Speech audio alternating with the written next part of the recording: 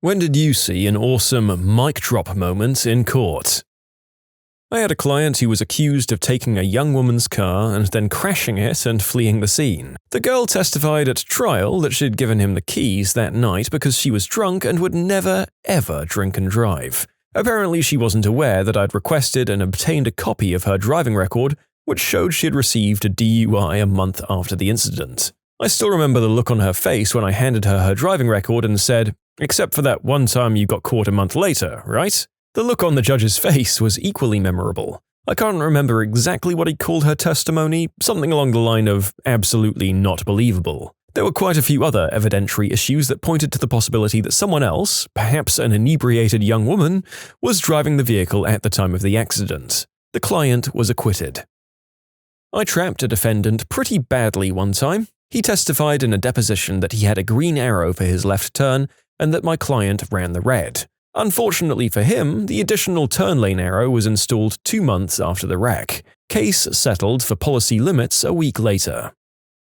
During a deposition on a case where 2 former employees decided to start their very own company in a very niche market. The problem was how they did it, which was trying to poach existing clients while they were still employed with their old boss, which breached their fiduciary duty, particularly that of loyalty. I believe we also went after them for intentional interference with contract, as they weren't trying to solicit new clients for their business, but rather trying to get existing ones to break their contracts with our clients. They were dumb enough to make their plans on company laptops they later unsuccessfully tried to brick. Using the company laptop to try and do it just made it way easier to catch them when the company IT guy found all the emails. One of the defendants was the one being deposed. She said she answered to a higher power than the company. When I pressed her on what that meant, she said, myself. That got reused prominently at trial.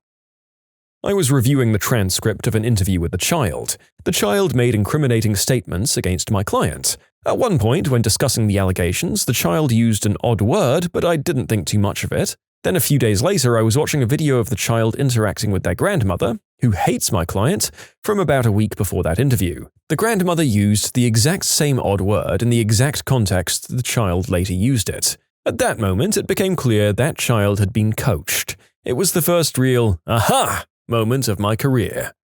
Yes, I was about to say that I'm imagining the iconic Phoenix Wright pose for the majority of these stories. Let's see what other juicy evidence dumps we have in store. I worked on a case involving defective processors. They were in an Asian country, but the emails were all in English because they were going to US executives. One of the more senior engineers basically laid out the exact defect we were suing over, explaining what the problem was and why it was their fault, and finishing it with, "This is a big problem. We ship crap to customer." Needless to say, we hit them over the head with that in mediation, and they settled shortly after. My client has been keeping her son away from the father because the father has a new child. She's concerned that her son will act violently towards the new child and she could be held liable. The judge said, "That's not even a defense."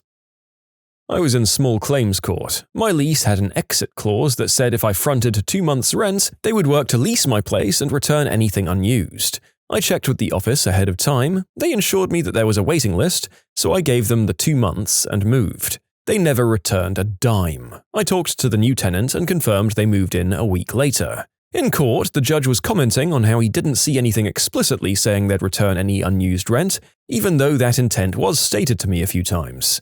Dumbo from the leasing office piped in with, "Your Honor, in almost every case we can return some money, but in this case we didn't have a tenant in the 2 months after he left." So, she gave the case back to me and I presented the affidavit from the new tenant confirming the move-in date. Judge awarded me double the amount that they owed. Turned out, leasing office Dumbos 1 and 2 thought they could lie to me and return my excess rent money to themselves.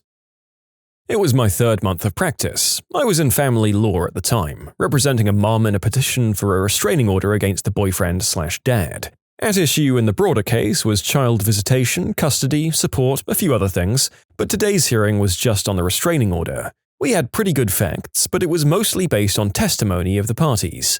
My client was way more reputable as witnesses go, so I was feeling confident. 10 minutes before the hearing, my client shows up. I give her a last-minute prep on what to expect, and then she says, "I'm glad I'm going through with this. I can't deal with it anymore, and he's just getting worse.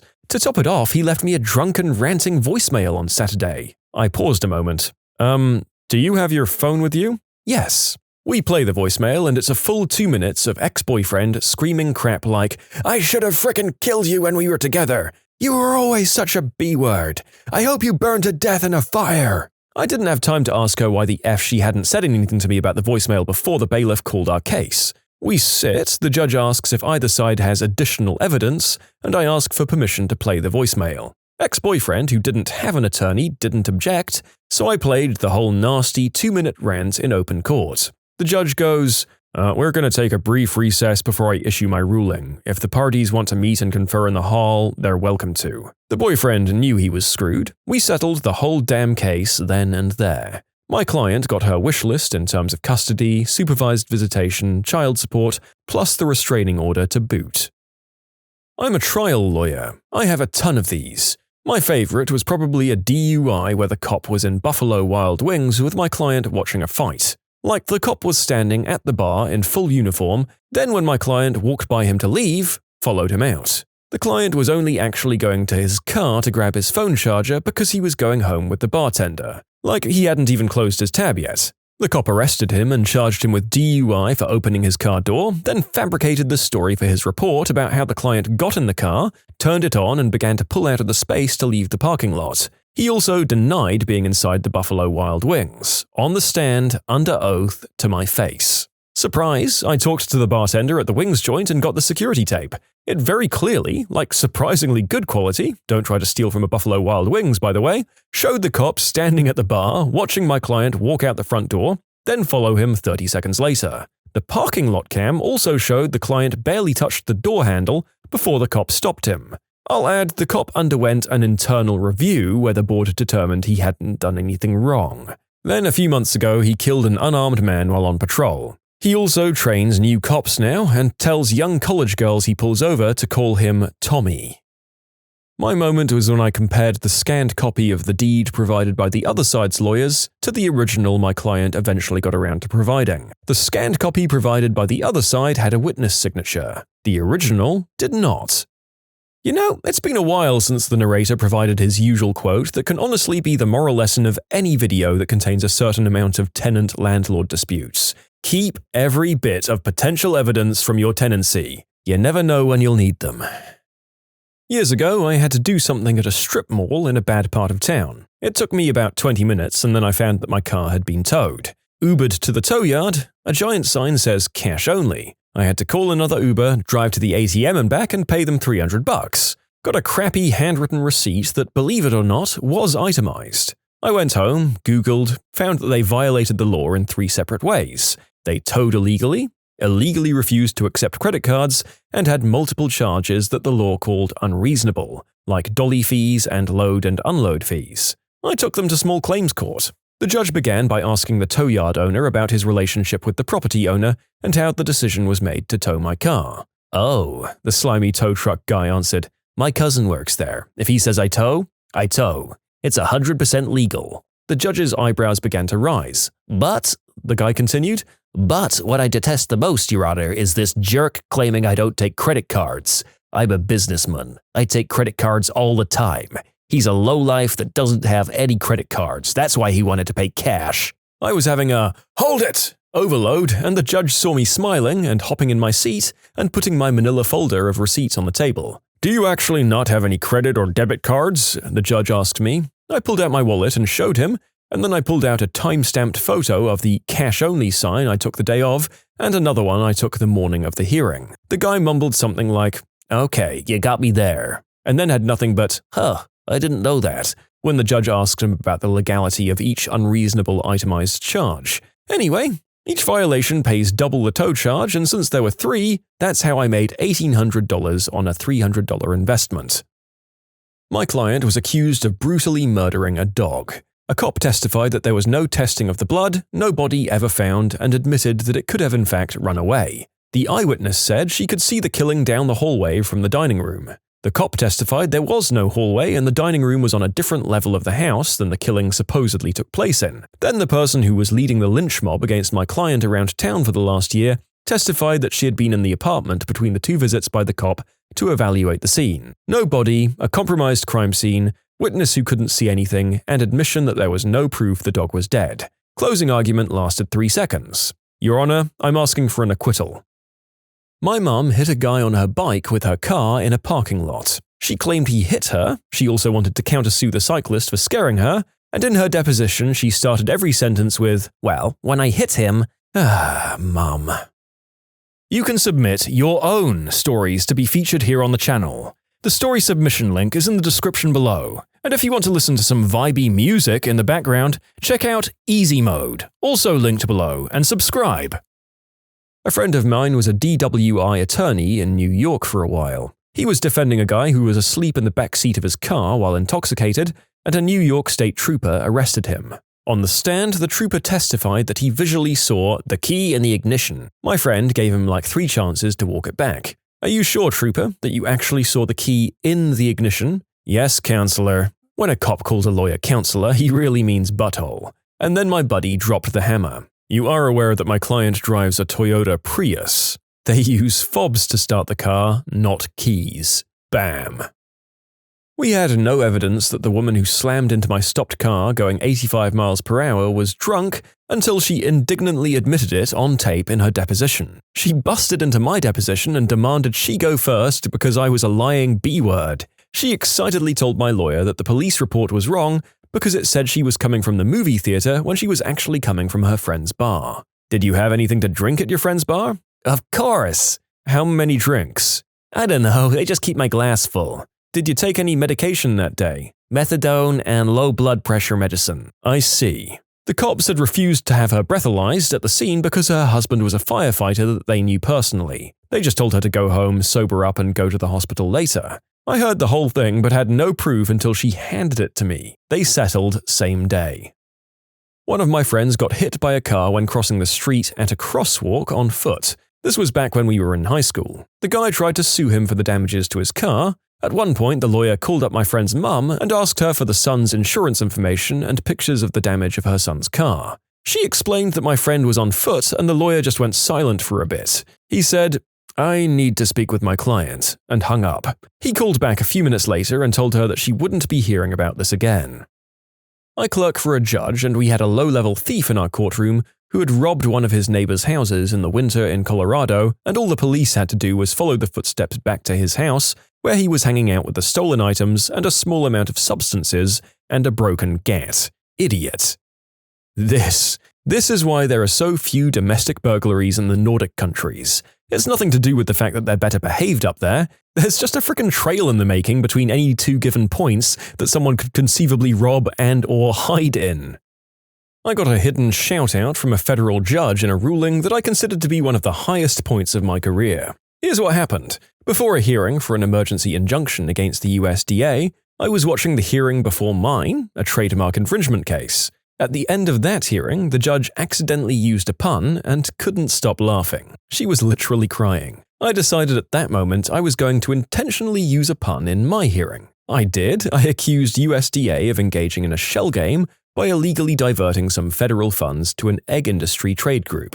The judge called me out on it but laughed heartily. My client won. The judge threatened to put the Secretary of Agriculture in jail. A major newspaper reporting on the case said the judge winced at my puns but agreed with my arguments. False. When the written ruling was issued, the last sentence said that an injunction was issued against the USDA's use of funds for any plans they may have been hatching. Undeniable shout-out. Oh, so this is my mum's story. She was fighting for custody on behalf of a father, trying to prove that the kids were living in subpar conditions with their substance-addicted mother in spite of the ample child support provided. It was a tough case because courts are so hesitant to pull kids away from their mums. Then the mum burst out that she had been feeding the kids cat food as proof that she wouldn't let them starve. Needless to say, the judge didn't take that as a good reason for the kids to stay with their mum.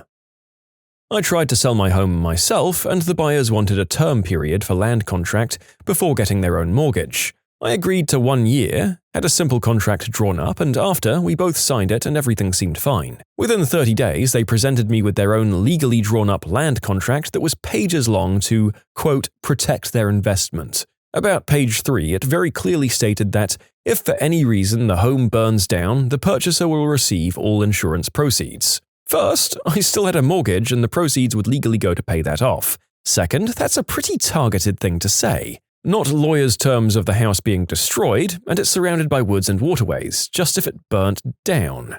Page 4 stated that this would remain a land contract until my mortgage was paid in full, so they'd never buy outright. I returned it to them with a letter stating these two things were never happening and I wasn't signing. They stopped paying, so I began eviction. 6 months later, the lawyer I hired was an idiot and I was sitting down with their lawyer myself. He brings out the contract that they'd tried giving me and began talking about their ironclad case due to the agreement. I asked him to show me my signature. The look on his face when he realized it wasn't on there. After we talked, it turned out that he knew them and wrote the contract without the burn the house down stipulation. It seems they added that, and under the belief it was a long-term land contract. Not only did I win, I'm pretty sure they lost a lawyer friend in the process.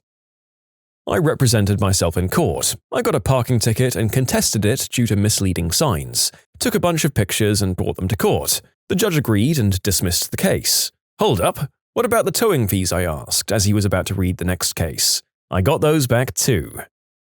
I'm currently in a custody battle. Mother is saying I can't be trusted because I've been refusing to take our child to the therapist. The therapist testified I couldn't bring our child in because therapy must have both parents' consent, and the mother has retracted consent.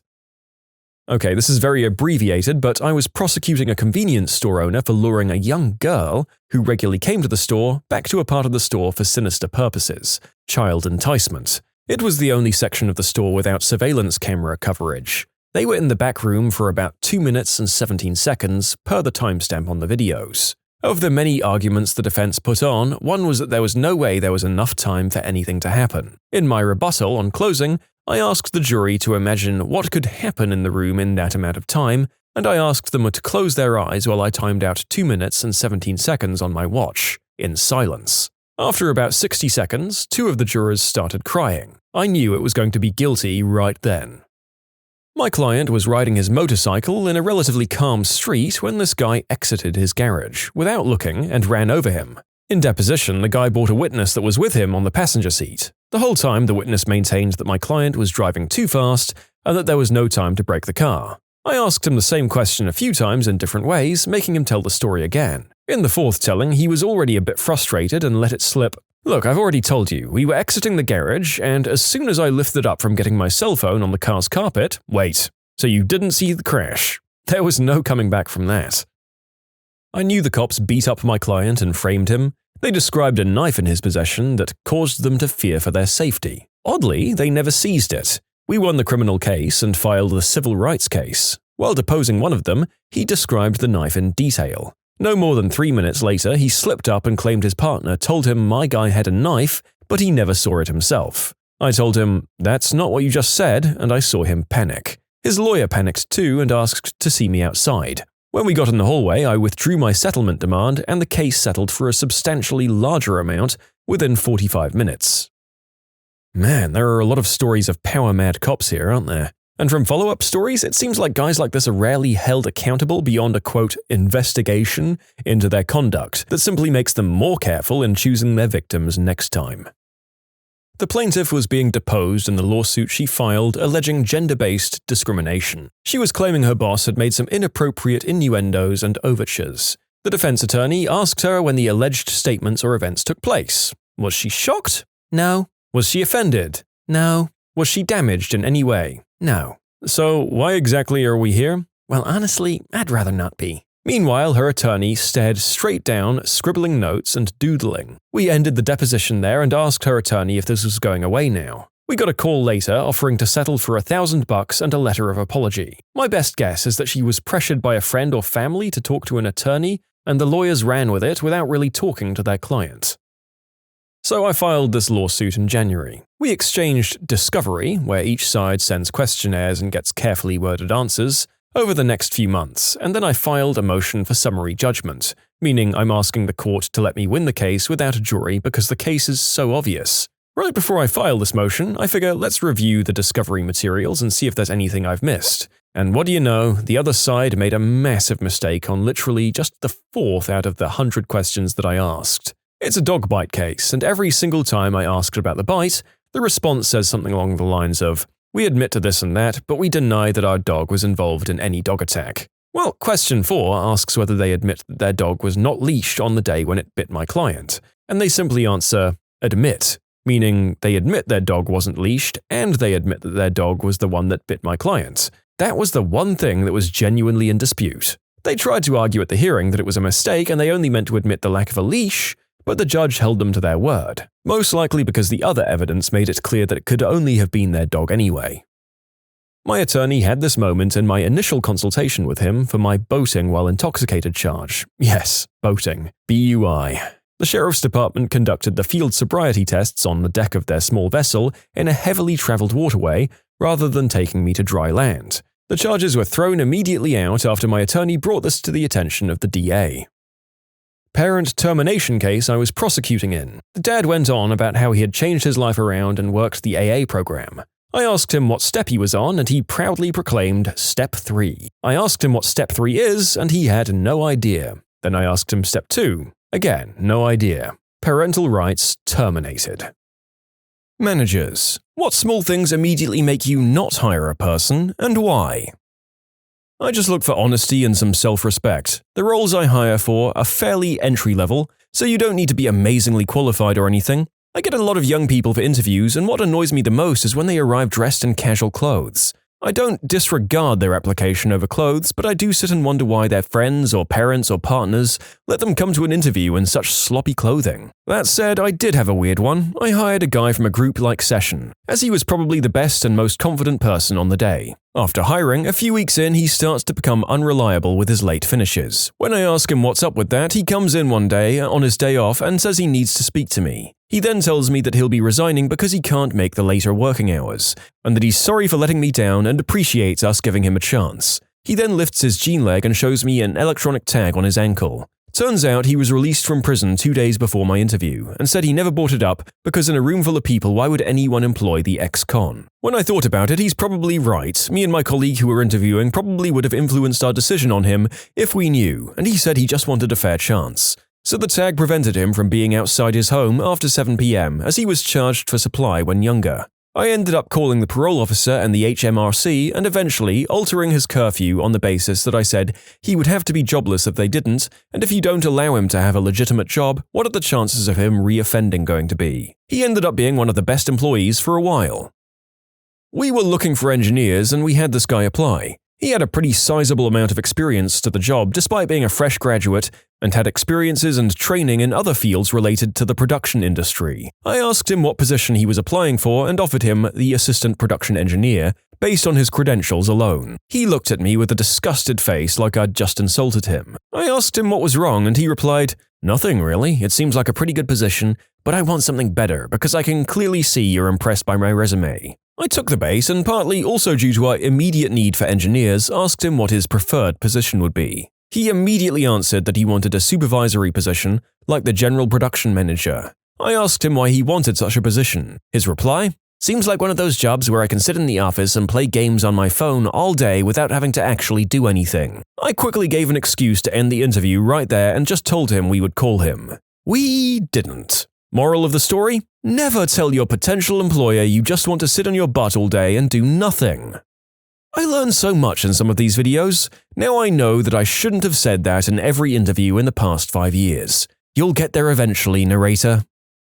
For phone and Skype interviews, don't Google every question I ask you to get the right answer. It's a dead giveaway when after every question there's 10 seconds of umming and then a textbook answer. You'd be surprised at how often this happens. I did a lot of phone interviewing of programmer candidates at my last job. There's nothing like hearing the tickety-tack of a keyboard after each question, like, "Holy crap, dude, get a quiet keyboard if you're gonna do that crap." The most fun is hearing other voices whispering in the background. I guess it at least shows the candidate is all about teamwork.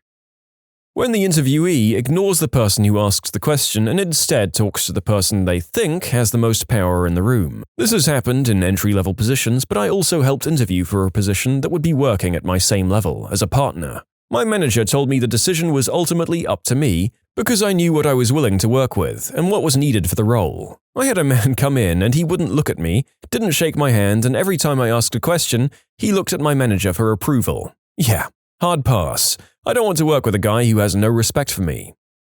Being blazed. Don't smoke green herb before interviews. It doesn't relax you, you just look and sound weird.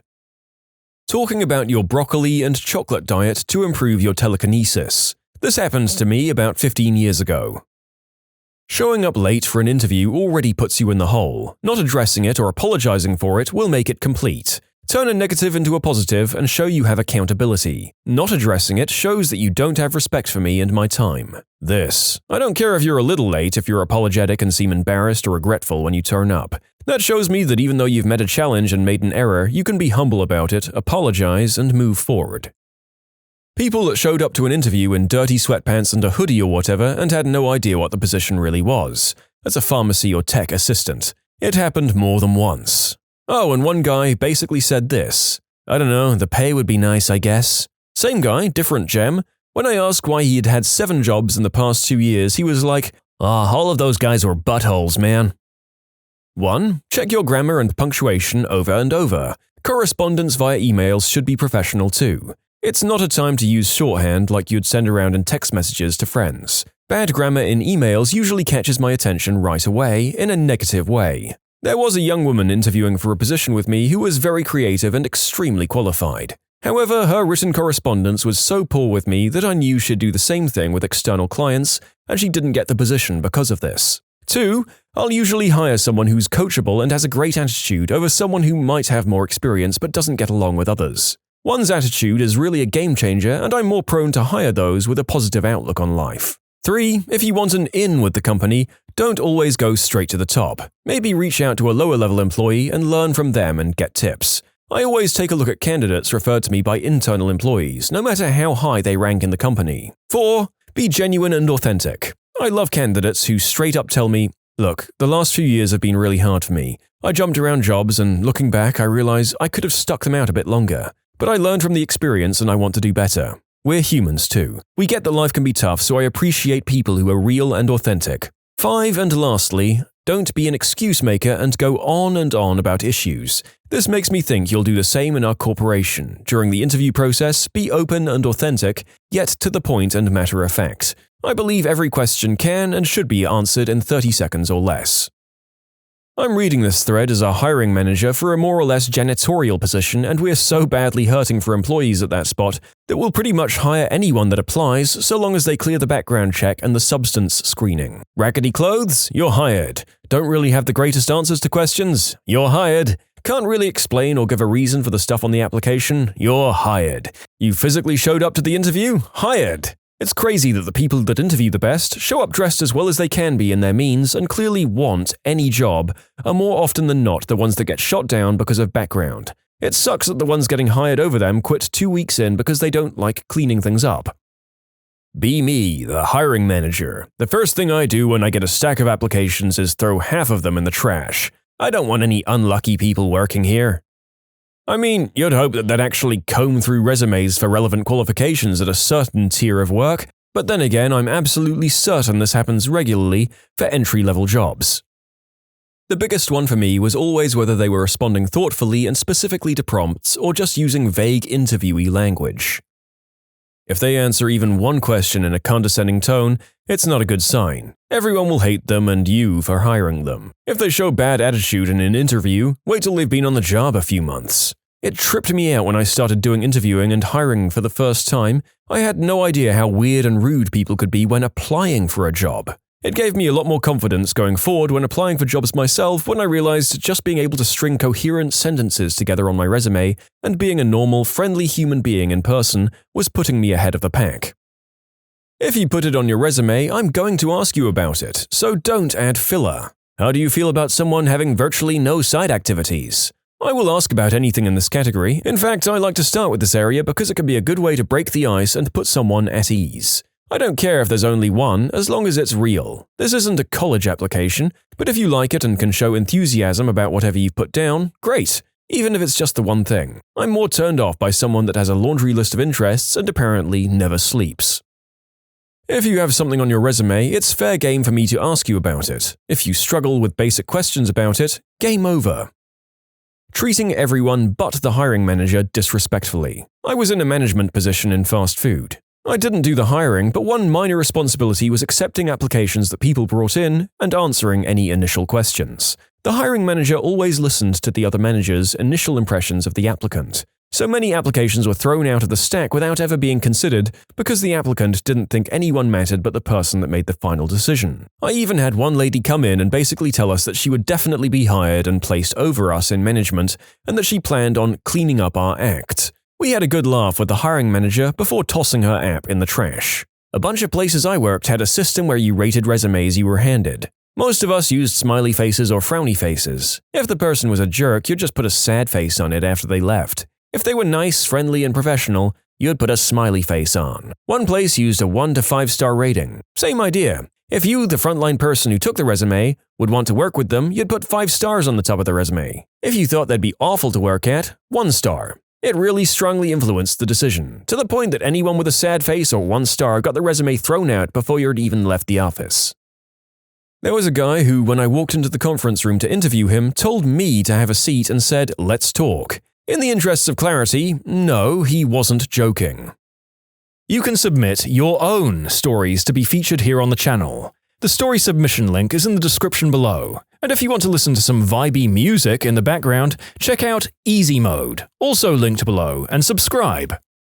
I have a small exterior remodeling company and do all of my interviews on site. If someone gets out of their vehicle and flicks their cigarette in the yard, it's pretty much over. People are trusting us as a business to come to their homes, usually when they're not there. Don't litter in their yard or in their neighborhood. For some reason, people interviewing have regularly looked at the tools we're using and talked condescendingly about them and explained they learned on another brand or style and that their way is better. Done! I'm open to discussion about tools and methods, but the interview isn't the place, and leads me to believe I'm going to have to work hard to make you use my methods on jobs. There's a difference between making sure we're on the same page and trying to prove you know more than the guy you're trying to get a job from. And it's never about the actual tools. I've done hiring for other businesses before my own. It's about showing a specific attitude. These guys might do well in the industry, but my business prides itself on bringing positive attitudes to projects for homeowners, and those guys can't help with that. I once had a guy spend the entire interview explaining to me why we were literally doing everything wrong. He was just finishing up his bachelor's degree and had no practical experience. I'm hiring because my business is successful and growing, not because I need some college kid to come in and use his vast knowledge to turn things around. I assume he thought this would show how smart he was. I'm totally open to new ideas and new gear, but you need to show me that you're someone whose opinion I should trust. For me, that trust is going to grow over months of you proving yourself, not an interview where you're implying I'm an idiot. Aha! Note number 2 for the narrator: don't call interviewer moron. Okay, this is great. I'm going to be hired as a law guy or something in no time. How seriously do you take the position? I hire for an admittedly very easy job. I had a guy tell me he only wanted it because it was really easy and he wouldn't have to take it seriously. He was one of 100 applying for 6 spots. He didn't get it, and every time he interviewed for that spot after, I knew I wouldn't hire him. If you're wondering why honesty mattered so much, the job is very easy, but we work with extremely valuable equipment and a mistake can cost us hundreds. Someone who's going into the position openly not taking it seriously when 100 are going for the same spot isn't something I want, since you'll naturally take the job less seriously over time. Also, I've only interviewed him once a semester, it's totaled maybe 3. In his place, we hired awesome employees who are up for management positions. I have no regrets. I helped with interviews at a place I used to work at. When I asked one applicant if she had any questions, she wanted to know if you had to clock in and out for lunch, and about how late you had to be before you got into trouble. So, pro tip, avoid that. The interviewees I always endorsed were the ones who'd say, "That one task that everyone hates? I don't mind it. It was a hospital job and we had to do phlebotomy." Had an applicant that told me she didn't mind doing blood draws because she had a lot of experience and was really comfortable with them. I went back to the hiring manager and was like, please, hire her. My last paycheck job wouldn't hire anyone who was rude or dismissive to the receptionist. This should be 100% a criterion, because if he or she is a butthole to the support staff during an interview, they'll be twice as bad while they work there. Just because you make more than the receptionist doesn't mean you should treat them like crap, because they're the ones that keep everything running. I'm not a big computer or email person. Then get the frick out and don't come back. This is an office job in 2019. Both of my parents claimed they got laid off in their mid-50s because of age discrimination, when they were both proud, not computer people. I've never understood how someone can proudly proclaim their willful ignorance.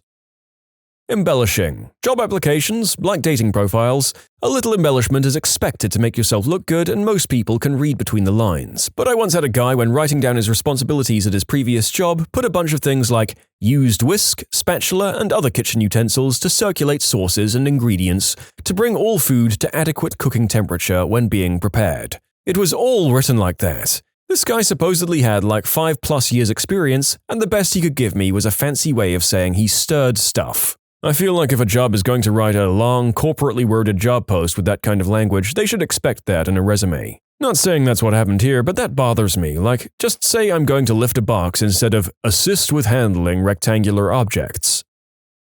I got a text message response to a voicemail I left responding to an application saying, "Hey, I'm at the Steelers game, so I obviously don't want to talk about a job today. How's Monday looking for you? I'm available 8 a.m. to 10 a.m. I didn't even respond. I called an applicant who answered, "Who is this? The frick you want?" And I went on to further embarrass him by informing him that I wanted to talk about an application, but never mind. He proceeded to tell me I was a lying B-word and that my area code on his caller said I was in a different city and he's no idiot. Literally the neighboring area code. So the small things, I won't hire total buttholes. You don't imagine how some people just apply and then don't remember. I've had this kind of conversation at least 3 or 4 times a day. "Hi, I'm calling you from my institution's name. You sent us an application for a job."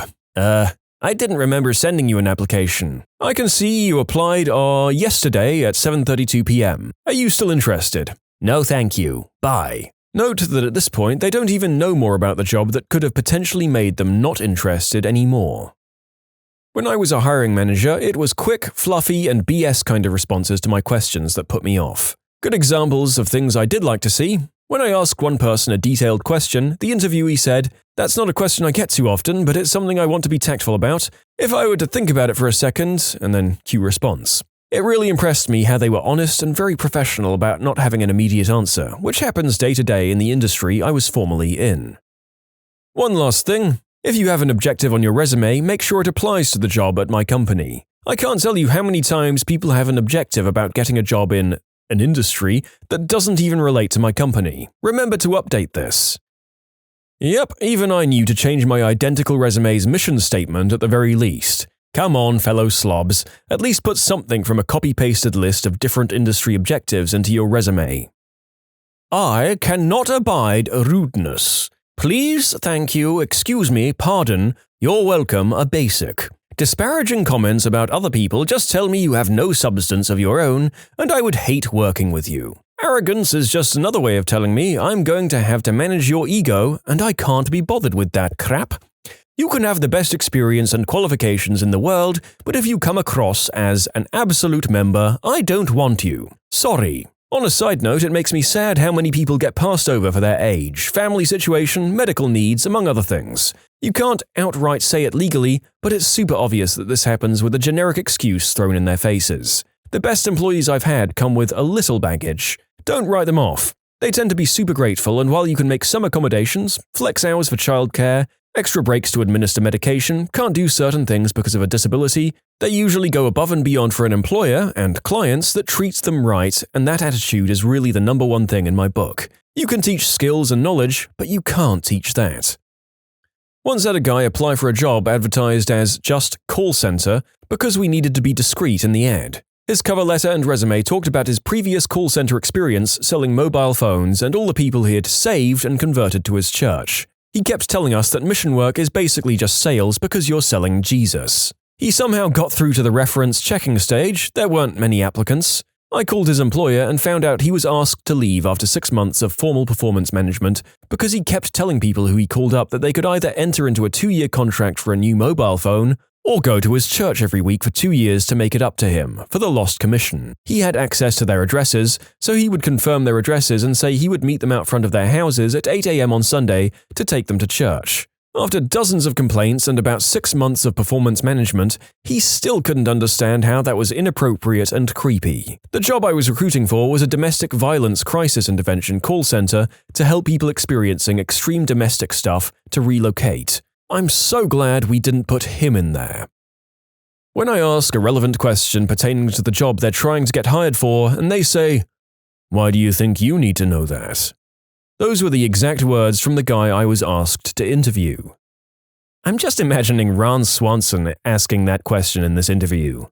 The question I asked was about BFD, bidirectional forwarding detection, and whether he had used it in a place of a routing protocol's inherent link failure detections. It was relevant because we do it for some customers and it's kind of important that you're familiar with it.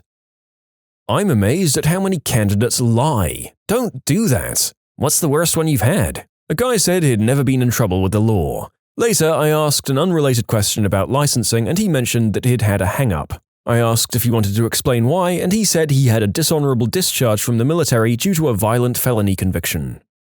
I've hired well over 200 people, mostly for jobs that involve medium to heavy-duty machinery operation. Some on the public road, but mostly on private grounds. These positions paid anywhere from 30,000 Canadian dollars to 120,000.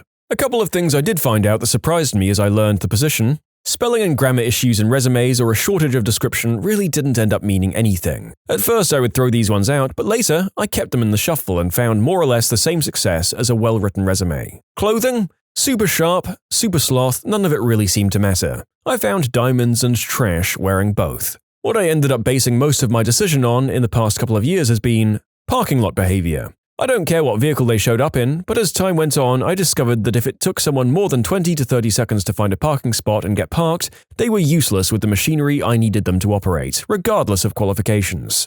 Likewise with guys that thought they nailed the interview and then gunned it down the road when they hit the street. I found hiring these guys always became huge safety concerns. No word of a lie, parking lot behavior ended up providing me with about 50% of the info I wanted on hiring a person. Once I saw a guy park in about 15 seconds flat. He also left the parking lot in the exact same manner he came in. Totally bombed the interview and the Homer Simpson tattoo didn't help. But the guy ended up being my train the trainer on a few pieces of equipment. If I'm going to trust you with 5,000 to 120,000 pounds of machinery, I'd better see that you can operate your own vehicle.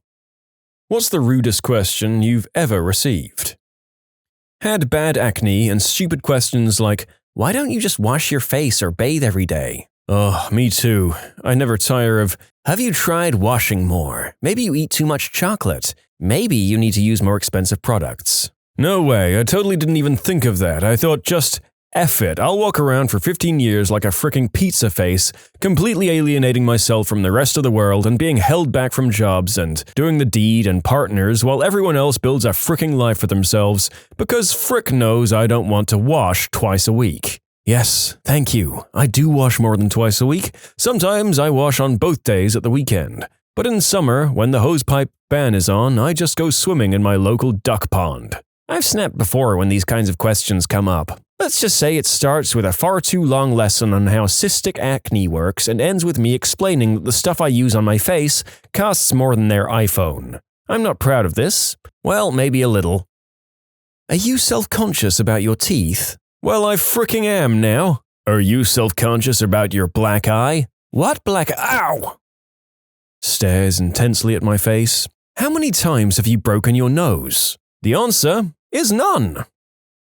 I've been asked if the government gives me compensation for being legally a midget. I do not have dwarfism. I'm just really short. Technically, you might qualify for what they're talking about. One of my aunts does, and same thing. She's just really short. My aunt does qualify but refused to get a disabled permit for her car because then she'd have to admit that she's legally a midget. Most common question asked by complete strangers, often without introduction because of the wheelchair, is, can you do stuff in the bedroom? Variations are, does your eggplant work? Can you get it up? Are you a virgin? But another classic is, how do you pee? For all of these questions, I of course perform a live demonstration. My brother gets that all the time from kids. Stuff like, why are your legs broken? He just replies, because I didn't eat my vegetables. Horrified children and smiling parents. More cute than rude.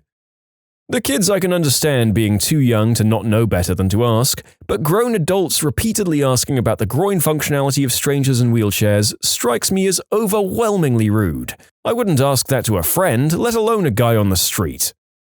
During the early 90s, I was sporting quite a plumage of long rocker hair, and during the winter and spring, or ski season, I also grew quite a thick beard. One day, I was at a gas station and I noticed two young kids staring at me intently. Their mother was also getting gas, but she was around on the other side of the car. The little boy must have been about 3 or 4, and the little girl was probably about 7 or 8. They were just staring at me. I finally said, "Hi, how are you guys doing?" The little boy turned and whispered something to his sister. She turned to me and said, "He wants to know if you're a boy or a girl." A little bit flummoxed by this forthright assault on my obvious manliness, I stammered, I'm a boy. She said by way of explanation, "He said he's never seen a boy with long hair before." "Well, some boys have long hair," I replied a bit defensively. "I know," she said. "I've seen lots of boys with long hair." "Really?" I replied. "Where?" "Oh, places like the dump." I worked at a Chinese restaurant as my first job, and you would not believe how often I got questions like, "Are they terrible to work for? Do they treat you well? Do you get paid on time and the full amount?" Cripes, it made me so sick to my stomach. He was the best boss and manager I ever worked for, and those kinds of questions irked me to no end. As if he would be an awful boss based on his ethnicity. The biggest jerks that I've ever worked for were from right here. I even saw one butthole customer asking him as if he were a 12-year-old, "Do you live here?" pointing at the floor. He was asking my boss if he lived in his restaurant. My boss replies, "No, I don't live here. I live in a house in his suburb." Cripes. Beyond treating me like gold, he used to tell creepy guys right where to go if they were bothering me. Something that no other boss at a restaurant ever did for me. I always got a free meal every shift, plus he had me sit with his family every evening to enjoy a home-cooked meal at the end of each shift as well. "Are you sure your acne medication is working?" I work in a pharmacy, and a not-too-smart woman stared at my face and asked, "Do you have pox?" No, I don't have this mostly eradicated disease. I have some zits. Thanks for pointing it out, though. This. I get so many comments on my acne. If it looks worse, it's all about the latest remedy I just have to try. If it looks better, I must be taking care of myself. People who get normal breakouts really have no idea what it's like to have painful acne that never lets up. "How does it feel to be cheated on?" by the friend of a girl I once dated. I didn't know she was cheating. When I announced to the people of my local church that I was engaged, a woman came up and politely asked if my fiancé was overweight too. I don't think there's any way to phrase that question politely. "Is your husband a big fatty fatter too, huh?" Yeah, she is. Is your husband also a C-word?"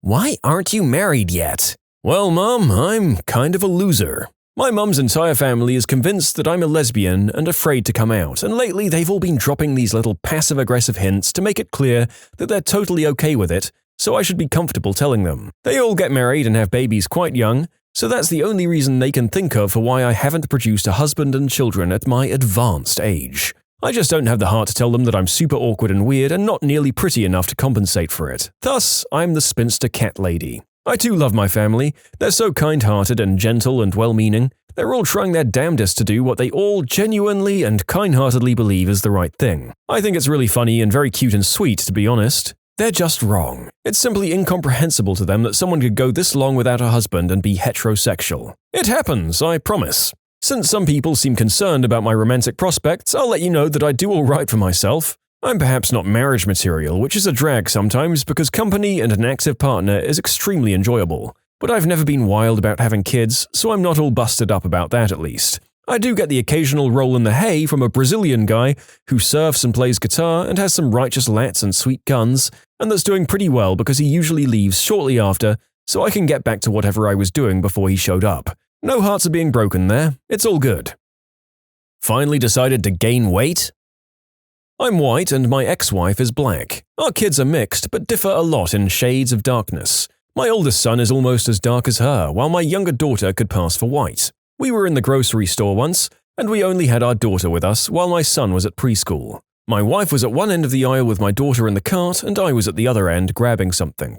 A very old lady, maybe in her 70s, came into the aisle on the same side as my wife and daughter, and she had a weird look of concern. I walked back over, and the old lady saw that we were together and started smiling in relief. As we walked away, she touched my arm and said, "Are you happy with her?" I didn't understand, so I asked her what she meant. She said, "Oh, I just mean, is she a good nanny? Would you recommend her services? My daughter needs one. She's using a Latina woman now, but I told her the problem with those people is if she steals something, the police won't be able to find her. She probably has no records.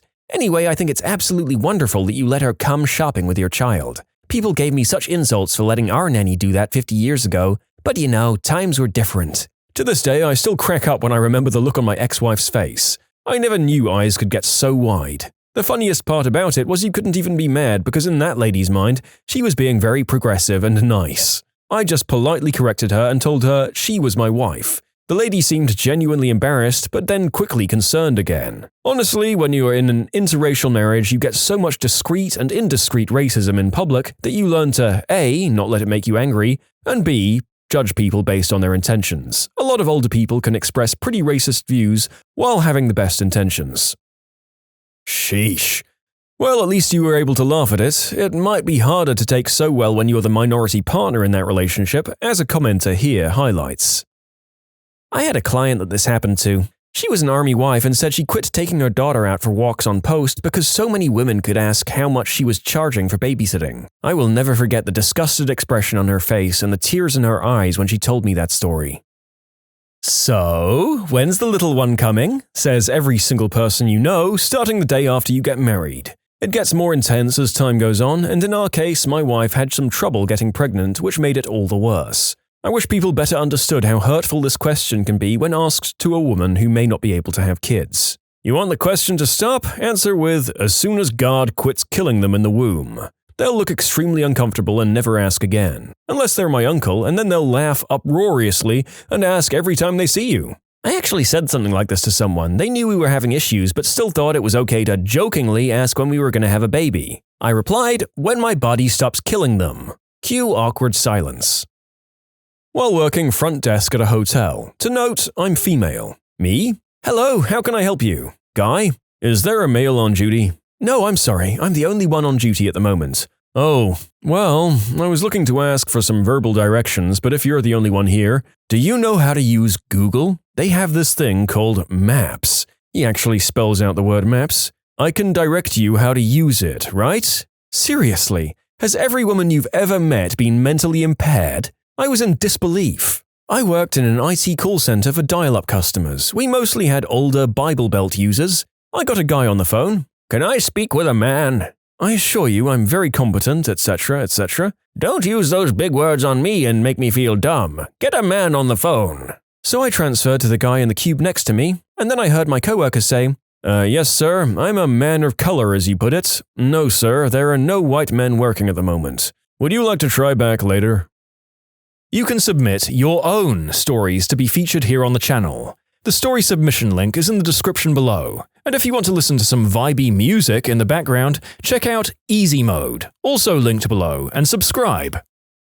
How did you get invited? I don't know, maybe that one's just poorly phrased. How do you know the host? They could be looking for a common thread to start a conversation on. It seems likely. At my first adult party, read actual food, parents, no fireball, I was talking to a nice woman and I meant to ask her something like, sorry, what's your name again? What I said was, who are you? After chatting for 15 minutes. I must have seemed like a jerk. How can you be Hispanic and Jewish? This was asked to me by a coworker while I was interning, at age 19. So, are you legally a dwarf? Have you noticed how much weight you've gained? My friend's B-word of a stepmother while she was giving me a haircut.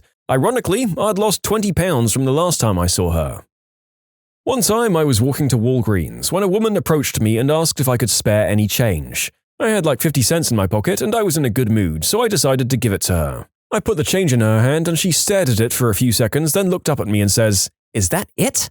I couldn't believe she'd ask me that. Sure, it wasn't much, but I didn't have to give her anything. I said, "Yeah, that's all I have," and she scoffed and walked away. I saw her a few times after that, and after the way she had acted, I always turned her away. I came out of a store and a homeless woman asked me for change and I said I didn't have any, but I did have an extra protein bar if she wanted it. She responded with, "Ew, don't you have anything better?" Apparently, beggars can be choosers. So, does she not put out, or is she just one of those women's lib types? I was calling about a job and I had to go through a manager before I got to the main hiring person. The manager was a nice guy, we talked for a bit and he told me he'd pass me on. The hiring person picks up and we start talking. He sounded a little old school douchey, but whatever, then he gets to the personal life. Just so you know, this is a very family-oriented place. All of us have families and we consider it a very important thing. Oh, that's good to hear. I'm actually engaged. We've been together for about 4 years. Oh, that's great. Got any kids maybe on the way? Well, no, not yet. I was 21 at the time. Oh, is she not putting out or is she just one of those women's lib types? I knew then what a blue screen of death felt like because I could literally not process what he had said. for at least a minute. He asked if I was still there, and I lost my mind. I'd been job hunting for months, been told all sorts of horrible things, been ignored, treated like crap, and just had enough of it at that point. I unloaded on him and called the boss. He was also very nice. I told him that I'd had an issue with one of his managers. Without saying anything else, I heard on the other end, "God damn it, Jeff." Jeff was in fact the hiring manager I'd talked to. Why have you been hanging around me and my friends? Mean grade school memories. Are you Chinese or Japanese? I'm neither, by the way. I was asked if I'd been the victim of the unspeakable act when someone found out I was gay. I didn't realize how many wild assumptions I was dodging by being cis, although apparently even if you're just a non-conventional person you can draw them, as the following comment details. I had quite the opposite. My family members asked me, "Why didn't you tell us you're gay? We all knew it anyway." I'm not gay. In fact, I just got out of a long-term relationship when they asked me that. When introducing my first girlfriend to my alcoholic grandmother from Tennessee, seriously, the first words out of Grandma's mouth were, "You're screwing her, aren't ya?" Hell yeah, Grandma. Fist bumped that crap. I mean, yeah, that pretty much happened, but it was long before fist bumps existed. Not to me, but my cousin and her then-boyfriend were in town for the meet the family routine. My grandmother, "Are you religious or do you still go to church?" My cousin's boyfriend, "I was raised Catholic, but I don't really go to church anymore." Oh, were you mistreated by a priest? Everyone at the dinner table looked everywhere else but at the poor guy. Are you autistic? After trying to overcome my social anxiety. Have you ever hit any of your girlfriends? No? Why would I do that? You know, because you're brown. That was a very awkward first date. A guy was chewing tobacco in my car and he asked if he could just spit it on the floor. Granted, my car was pretty messy, but come on, dude. Some strangers asked, "Are you Filipino?" Me? "No, Are you just Mexican?" "Oh, that sucks. Boring." Walks away. "I'm Colombian. Like Shakira. For all those wondering, my hips do not lie. And I'm starting to feel you, boy." Wait, you're Catholic? But you're Chinese. Further background, I'm Singaporean. Are you Jewish? Your nose is very Jewish. I'm not Jewish, but apparently my nose is very much Jewish. Jewish enough to be Jewish on its own regardless of my religious affiliation. I get this all the time too, which is funny because my Jewish friends will jump in and say, No, she has a pretty big nose. Look at it from the side. Thanks, guys. There have been some pretty awful ones regarding our decision to have an only child. The one that makes me want to react violently is, what will you do if something happens to him? I thought we were past the heir and a spare days. Apparently not. I've got 3. If I lost one, I'd lose my fricking mind and very possibly be rendered unfit to raise the other 2, who also lost their siblings. How is that a better scenario? You're white, so I don't have to pay you back, right? After I'd lent him some money the day before. I was out for dinner with a friend of mine, his dad and the guy that had fixed his car. The guy who had fixed his car asked how we knew each other, and my friend answered that we met while studying abroad. Then the guy asked, "You studied abroad and that's the one you picked? Thanks, bud. You're a real catch yourself." When are you going to quit your day job to stay home and have kids? This one beats all of these rude ones. My dad died in a horrific accident over spring break, and I had to witness the whole thing. It was a boating accident in Florida. So I got back to school, and this kid, knowing full well what happened, said, "Hey man, so how was Florida?" I didn't retaliate, just asked him if he knew what happened. After he replied yes, I just walked away, never talking to him again. Not to me, but to my mum, whose son was born with apparent disabilities. "Oh, you must have smoked during pregnancy, didn't you?" "So, how's your junk and sack?" "It's a fair enough question. I had testicular cancer." "When are you going to try and have kids?" To me and my wife. Like everyone is super fertile and can conceive a child whenever they try. "So, do you have that transmitted disease?" Because, of course, having that is a prerequisite for being gay. At 18, I took a trip with my family to Puerto Rico. Our first day there, a local that we were talking to put his hand on my little round potbelly and said, "You'll be a mother soon. How wonderful." I was just kind of chubby and was wearing an oddly fitting dress. I cried a lot. I was 8.5 months pregnant and a woman said, "Do you know that a gym membership is cheaper than eating at McDonald's every day?" When I told her I was pregnant, she just went on to say, "Are you doing your Kegel exercises? Better hope your hoo-ha stays tight. I would recommend just having a C-section so your husband stays interested." People are fricking rude. Also, you have to admire the way that this woman effortlessly pivoted from one kind of crappy and condescending advice to another. She truly has a repertoire loaded and ready to fire from the hip. Did your dad want a boy? I'm a lady. My first name is a very traditional masculine name, Jack. I was not named after my father, but rather two other ladies in my family. One named herself, paternal great-great-aunt, whose given name was Oda. She didn't care for it, and the other was named after her father when he died of Spanish influenza right before she was born, great-grandmother. I go by my middle name, which is infinitely more feminine, if still unisex. My name is a source of pride for my family, it's unique and was carried by two beautiful women right before my parents thought that I was special enough to have it too. To get to the point, I get asked that question every time a stranger finds out my name, no matter if I'm picking up a prescription, getting my driver's license renewed, or getting fingerprinted for work. I hear it at least twice a month. It's none of your business whether my dad wanted a son or was happy with the daughter he got, but thanks for reminding me that I'll never live up to his standards because I don't have a male member. Thanks for reminding me that our family name will die because I'm a girl. Yes, he bloody wanted a boy, you moron, but that's not why my name is masculine. I also have a masculine name. People have confused me for a guy on paper, but I've never gotten that question. The dumbest I've ever had was, "You do know that's a guy's name, right? You just live around rude people, I guess." I was crashing with my brother and his wife for a mini vacation and catch-up visit since he had moved away. While I was there, he was still on duty, military, during the day, so I would help his wife around the house with stuff as she was in the last 1 or 2 months of pregnancy with the nephew at the time. At one point she needed groceries, so I rode with her to help with any heavy lifting. We went through as normal and got everything she needed, and while we were on the beer and liquor aisle, I asked her if I could hand her the cash for my beer and just tack it onto their total, since she was paying with a card to save time. She obliged, I handed her the cash and then put a 30-pack of bud in the cart. We have to check out and I'm unloading everything onto the conveyor belt and she's waiting to pay. I have no idea what's possessed this fricking clerk. This late 20s to early 30s woman decides to go all high and mighty and blurted out while scanning the beer, "You know, it's not wise to drink when you're pregnant." Jesus would have been awfully disappointed. I was about to pipe up that it was mine, but before I could even utter a single word, my sister-in-law says very flatly, "It's not for me, it's for my partner, and she isn't pregnant." The look on that cashier's face was priceless. So which of you is the girl in the relationship? Neither. Neither of us is the girl, we're both men. What's the dumbest thing a customer has ever asked you at your job? They asked why I sent them an invoice. I work for an accounting firm. We did a project for them, wrapped it up, and billed it. A few months later, they came back with another project, so we did the work and gave them the bill. They somehow thought that the new project was covered under the previous invoice.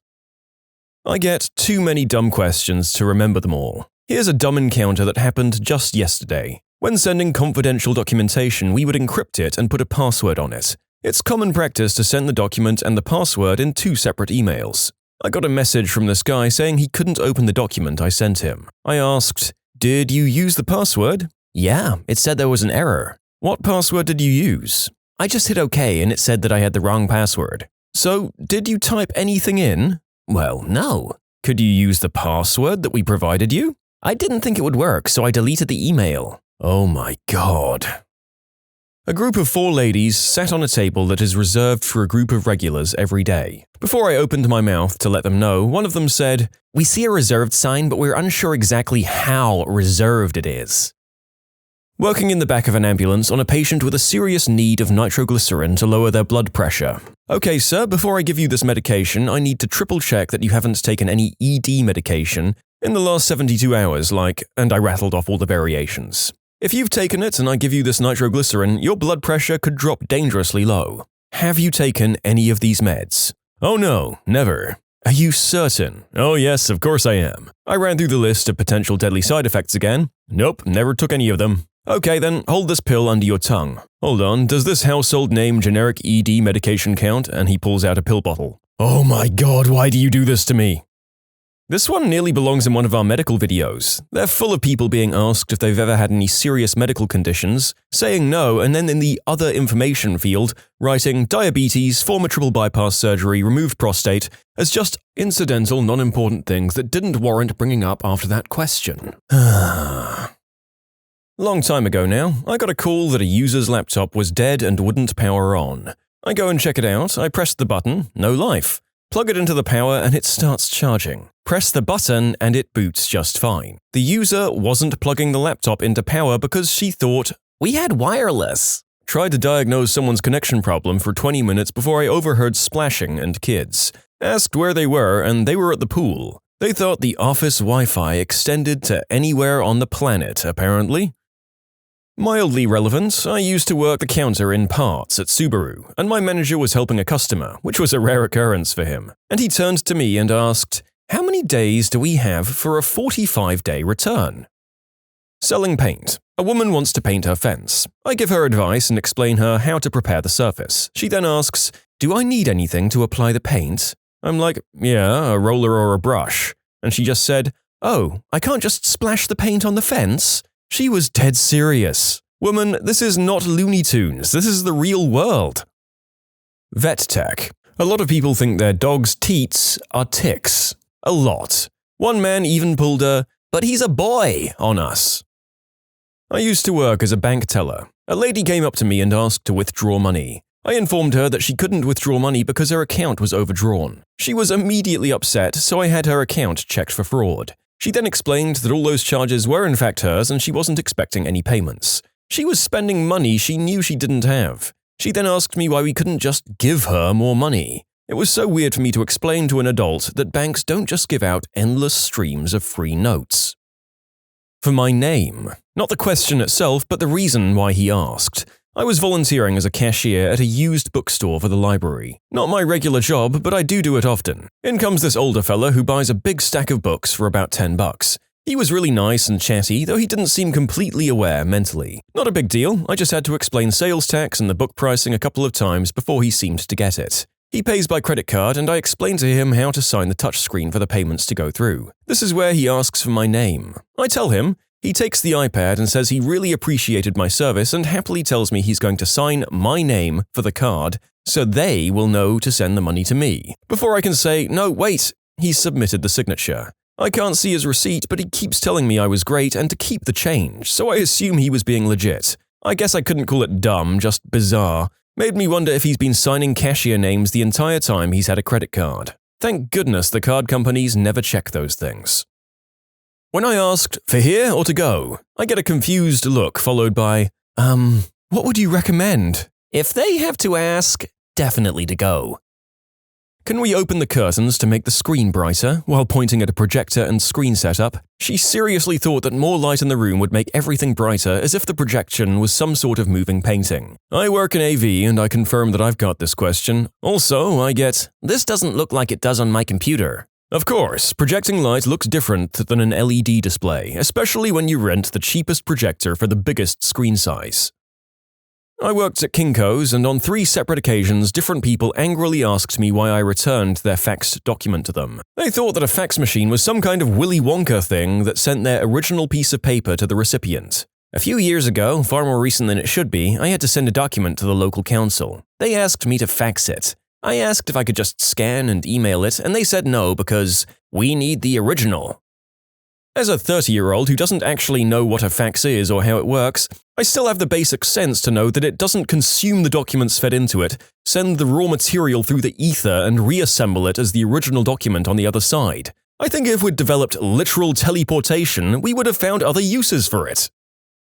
I used to work in a call center for a large bank, and a customer phoned while he was in one of the branches, and said the queue was too big, so he wanted me to help him. I asked what his query was, and he said the ATM was broken, so he had to withdraw cash. I asked how I could possibly help him withdraw cash from the bank over the phone, and he said, why can't you just fax it to me? Renovating a major hospital when the owner changes their mind again and wants to change the plan after we've started construction. You guys can take care of that, right? With no extra cost? Oh, and the end date won't change, will it? We sure as frick can't, Steve, and it sure as frick will. Those changes are going to cost another $100,000, and now we need to go and buy completely different materials and figure out what the frick you're talking about. The schedule is effed now. This is why construction never ends on the first given end date. I love arguing over change orders. It's seriously my favorite part of the job. You signed a contract for a Chevy and now you want a Cadillac? Frick you, pay me. Library. Once I checked out several books to a woman and told her the return date. She looked at her friend, then back at me and said, shocked, you mean I have to bring the books back? Similar but opposite, at a bookstore I worked at, we changed our return policy from 1 month to 14 days, and so many customers angrily shouted that they couldn't possibly finish a book that fast. We calmly told them, that's the point, we aren't the library. When you buy a book, it's to keep. People buy books, read them, and return them? What the frick? Go to the library, you goddamn jerks! I used to work in computer sales and repairs. Had a customer come up who was maybe 23 years old, saying she couldn't get her laptop to open something. So I took it and opened it and casually asked, "What is it that you can't get open?" She looks at me, shocked, as I open the laptop screen and tells me, "I have been trying for hours to get it to open. How did you do that?" I looked at her, not knowing how to respond, and close it and open it again. She takes it and walks out saying thank you. I took a long look at my computer I was working on and decided that this was the moment that made me quit the job. In short, this woman just didn't know how to physically open her laptop, but she couldn't explain that to me. Worked at a coffee shop where we sell 2 sizes, small and large. I was working the register, ringing up a girl. I asked her what kind of coffee she got, which went fine, but when I asked small or large, she responded with a suspicious, "Why do you need to know? Are you fricking kidding me? Because one is a larger quantity than the other and you pay for that extra amount." When I told her as much, she scoffed and grudgingly told me, "Like, do you think I'm tricking you?" I had another lady at a different coffee shop who was very upset that her Starbucks gift card was not valid, despite the fact that we were very much not a Starbucks. There are more. Working in customer service for 10 years will do that. I work in pharma, as in pharmaceutical company, not a pharmacy, and someone called yelling at me to stop selling her son green herb. I think she thought that somehow we were tied up in the manufacture of illicit substances simply because we made medical ones. I worked at a Mongolian restaurant that served white rice. A guest honestly didn't know what rice was when I offered him some. I had to explain it as those little white things. After 10 seconds of me trying to figure out if he was just messing with me, he looked at me still confused and I just said, "Never mind." Someone once asked me, "Why are you guys making it so difficult to find a car parking spot this time of year?" It was Christmas time and I was a casual working in a tiny store in a huge shopping center. I didn't even know what to say. How about, "Because we hate you. In fact, we're going to frame you for murder." You can submit your own stories to be featured here on the channel. The story submission link is in the description below. And if you want to listen to some vibey music in the background, check out easymode, also linked below, and subscribe. I work at an Italian restaurant and this guy was looking at ordering a salad. When I asked what dressing he wanted, he kept going back to the pasta sauces and saying, "Sugo, that would be good on a salad, wouldn't it? I'll get that." And I tried to explain, "Sir, those are for pastas, you got the Mediterranean salad." And he responded, "You're right, maybe carbonara, another pasta sauce." I don't get what he wasn't understanding. He seemed like a normal smart dude, but he just couldn't comprehend the differences between dressings and sauces. Reminds me of a lady who assumed everything on the menu was some kind of omelet. "I'll take the skirt steak omelet." That's actually just a skirt steak. Perhaps I could substitute the French fries for eggs for you. "Oh, it's not an omelet? How about this Greek salad omelet?" "Ma'am, that's just the Greek salad. The egg dishes are on this side of the menu, and the ones that are omelets say omelet in the description." Eventually, she picked an omelet that she ended up really liking, but another guy at her table sent back his croque monsieur because he thought it would be an omelet. I don't know what made them think we were an omelet restaurant or something. I mean, in these customers' defenses, I've heard of otherwise intelligent people who by some weird quirk of neurodysfunction just seem completely incapable of reading menus. I will say I've never had 2 in any of my restaurants at the same time, though. Library clerk here. "Do you have a phone number for celebrity phone numbers?" "No, sir. No, we don't." I worked at Old Navy and an elderly lady walked in and asked where the boats were. She had never been inside an Old Navy and assumed it was some kind of boating store. Someone once effectively told me they were allergic to air. I used to work in an optician's where we'd carry out pressure tests, a few puffs of air onto the surface of your eye, where quite literally the machine just blows your eye with, yep, air. The customer was adamant that she was allergic to it, couldn't have it done, and in fact accused me of not knowing what I was talking about. This one was just 2 hours ago. One of my users came today with an iPad. When I asked what the problem was, she just said that when she holds the power button and home button down for 10 seconds, the tablet shuts off and takes a minute to restart. That was her whole problem, that if she holds the power button, it turns off. She called it the fricking power button. She was trying to reboot it because it was acting weird, and then got startled when it did.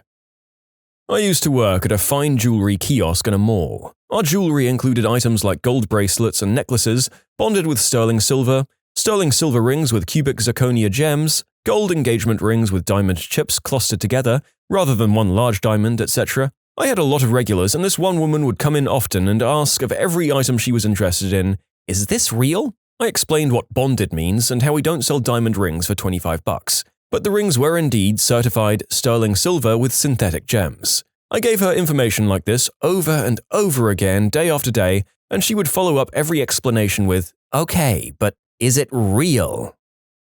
I used to work at a grocery store deli. My co-workers for some reason got more stupid questions than anyone else. We'd swap stories every shift, but one went a little like this. "Hi, what can I get you?" "The 8-piece chicken." How many pieces are in it?"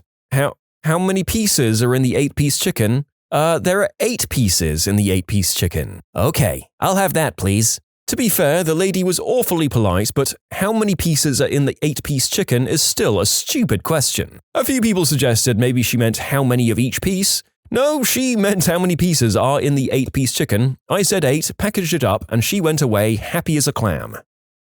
"Can I have chicken medium rare?"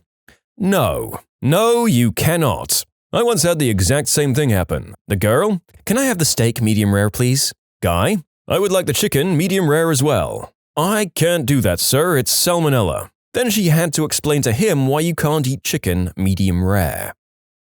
When my brother was 15 and working at Woolworth's supermarket, a woman asked him the quantities of paracetamol she could administer to the kids. He said, "The only advice I can give you is to not take medical advice from a 15-year-old. She just stormed off like he was rude. Being a good bloke, he got me a job there too. I had this bogan come up and we had this lovely interaction. They said, 'You got any more of that purple crap?' 'I'm sorry?' 'You know, purple.' I gave her a blanked, shocked stare. She said, 'You're frickin' useless.' I work in a bank. Actually, not even a bank, it's an advice center, so no cash or anything like that, not that anyone reads the signs on the way in. I had a pair of women come in, and one says that the other is visiting from France and needs to check how much is in her account, and can I tell her? I ask if she's a customer of this bank, thinking maybe she's a student learning English and has set up an account, because that's quite common. But no, she wanted me to tell her the balance in her French bank account. Work at a zoo, and one year they did a big TV advert to highlight Night Zoo, since we're open until 9 p.m. during summer. At around noon, a woman asked me where was the night zoo. I said, here, but in 6 hours. Working as a flight attendant, London to Miami, in business class. Mum with 1 toddler and 1 5-year-old boards and immediately spots me and asks, where's the crash? I'd like to clarify, my airline does not and has never offered a childcare on board. She was adamant that we should and continued to palm her children off on the crew for the rest of the flight. Luckily, the kids were fairly quiet. Sounds like this woman was successful in her quest to escape the most basic requirements of parenthood. I wonder how trashed she got on the complimentary drinks. I won't go into my job, but I'm routinely asked what 80% or 85% of £100,000 is. I work at an independent pet store. We sell mostly dog supplies, but there's a small section of cat toys and catnip, etc. A newer, pretty gimmicky item we brought in is a line of catnip that's packaged to look like medical green herb. Now, the people know these are catnip products, but I've had multiple people ask, after puzzling over the pack of raw, paper-rolled catnip doobies, but how does the cat smoke it? Or, how can they even hold the lighter? They've got paws! I never do quite know how to reply besides muddled laughter. I work in a poker room at the front counter. The guy says, "Can we get a table?" "Oh sure, what would you like to play?" "No, for dinner." I looked around. "We don't serve food here, this is a poker room." He grumbles and walks away. I worked at Wendy's through high school and part of college. One day a man in his 50s wearing a bright magenta suit walks in and ordered a burger. I asked him, "Do you want a combo or just the sandwich?" And he asked, "What's a combo?" I explained to him that it's a sandwich with fries and a drink, but somehow he didn't understand it. He looked at me blankly and asked, "I want fries and a drink, but what is the combo?" We went back and forth like this for 5 minutes. I don't even remember if he ever got what a combo was or if he ended up getting it. I do remember, however, that I saw him 2 weeks later in a different city at my other job training political canvassers. He was wearing the same magenta suit. I was in such shock that I just stared at him, saying nothing and thinking, it's the combo guy. "Do you guys sell ice here?" No sir, sorry about that." Alright, have you got anything like ice? What? I had a customer ask for a 100% lead crystal decanter. I just explained to him what 20% lead crystal meant. No, you can't get 100% lead because it wouldn't be crystal and also it would kill you. Worked at a small fine dining steakhouse in high school. The restaurant closed at 10 p.m. and one day a table decided to take their sweet time with everything. So it was now 12:30 a.m. and I still had homework to finish and school the next day. One jerk at the table asks, "Man, I bet you really want us to get out of here, don't you?" Yeah, no crap, but I couldn't tell him that I did. I told him, well, while I have school in 6 hours, providing good service means treating every customer as if they're your first one of the night. I shot myself in the foot right there. They didn't leave until almost 2 a.m. and I was late to school the next day. People don't believe that I'm a sushi delivery guy because I'm white. My dad was a park ranger. Rest in peace, Pops. He had many hilarious stories. The best was when he was just starting out at the Grand Canyon. He hadn't learned the finer points of customer service nor the depths of people's stupidity yet. A visitor made a comment on a ranger-led tour of the rim that the Grand Canyon must have made a tremendous noise when it popped open. Dad said, "Yeah, imagine the noise it'll make when it slams shut." The visitor was not amused. Worked at Best Buy, and the two dumbest ones were these. Where are your heavy-duty TVs at? Oh, is it going into business? Thinking he means it'll be on at all times, like in a bar. No, it's going in my living room. What are you planning to use it for? For watching. What else? I'm sorry, I'm just confused why it needs to be a heavy-duty TV then. Well, I don't know, you tell me. Y'all are the ones advertising these HD TVs. The second story. Are these the LED TVs? Yep. Do they run on electricity? As opposed to… I don't know. Yes, sir. They still need electricity. I have so many questions as to this person's age and how he hadn't accidentally stopped breathing before this point. I'm a PI. I was investigating a murder and I found an old couple who were friends of the victim and he would occasionally come over to their house. I asked them when the last time the victim came over was and they spent about 5 minutes arguing back and forth with each other whether it was before or after the murder. I was a driver in Honolulu. Picked up a couple that were there on their honeymoon from England. After about 20 minutes, the woman says to me, "So, we're on an island, right?" I honestly thought she was joking until the husband starts saying, "What the heck do you think we've been flying over for the last day?" I live in Canada. I was going on a trip to Florida for a few weeks and driving down with my then girlfriend. She seriously believed we were going across the ocean. So first of all, her geographical knowledge is like an 8-year-old level. And second, we were frickin' driving. I don't know how she thought we'd be able to drive a car across the ocean. She was dumber than a bag of frickin' rocks. A business client asked me if I could recover a file he deleted. I said, possibly, and asked when he deleted it. He deleted it years ago. I work at an animal shelter. A drunk woman asked me if she could have a kitten for free because it was broken. The kitten had one eye. Oh boy, I have a good one. While stationed in Italy in the Navy, a higher-up, E7, in the IT department came to us to ask why our ship's SATCOM, satellite communications, were offline. We told him it was a connectivity problem and it'd be up shortly. He then proceeded to ask why we can't just hardwire it via Ethernet. One of my friends got asked, are handicapped people born with a wheelchair? Gentlemen, what was your most embarrassing half-mast story? I was 13, being checked out for growth problems by a female doctor. She had me lay on the table while in a hospital gown. She was oldish, salt and pepper hair, large glasses. She started by listening to my breathing and examining my top half. As I felt her working her way down, I got the most awkward instant tower and apologized. She assured me it was totally normal for my age and that I shouldn't be embarrassed. She waited a few minutes for things to calm down. She went under the gown to examine the size of my stones. She lightly touched my bag and I, finished on her hand. She also said it's normal and I shouldn't be embarrassed, but I straight up just wanted to die. From that point on, I tickled my pickle before any more appointments. In grade 7, there was a guy who was supposed to do his presentation before me. He was sitting beside me in class and then noticed that he was standing at attention, wearing basketball shorts too. I offered to go first to give him a moment to sort himself out. The teacher made a big deal about having to follow the order list on the board, so the guy got up, trying very unsuccessfully to hide it. The teacher's face dropped when he realized what was going on, but it was too late. The poor guy got through his presentation, but the jokes followed him around for years. The camera passed me in class while I had a random standing stone in high school. Guess who was on the school news intro rocking a stiff peak every morning for months? I was on the swim team in middle school. The team was co-ed, and during practice, I was standing above my crush on the diving block while she was in the pool. We were chatting a bit. She had just finished her laps and was about to dive in. I guess her swimsuit had gotten tight as she swam, so she went to pull out the top of her suit in order to loosen it.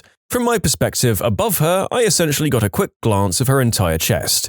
At 13 years old, this would have been great, except she certainly noticed that I noticed. I wanted to believe that I was coy, but I really doubt it. To make matters worse, I was wearing a tight bathing suit myself. We probably just stared at each other for the longest 5 seconds of my life before I heard the coach call for me to dive into the pool and finish my laps. Needless to say, I had a bit of extra drag for my first 100-meter freestyle. The worst part was I was definitely supposed to switch to the backstroke after the first 50 yards. But my crush was still in the lane, and I kind of made an executive decision not to flip over directly in front of her. I was embarrassed enough with a rudder. I definitely didn't need a sail. Generous metaphor.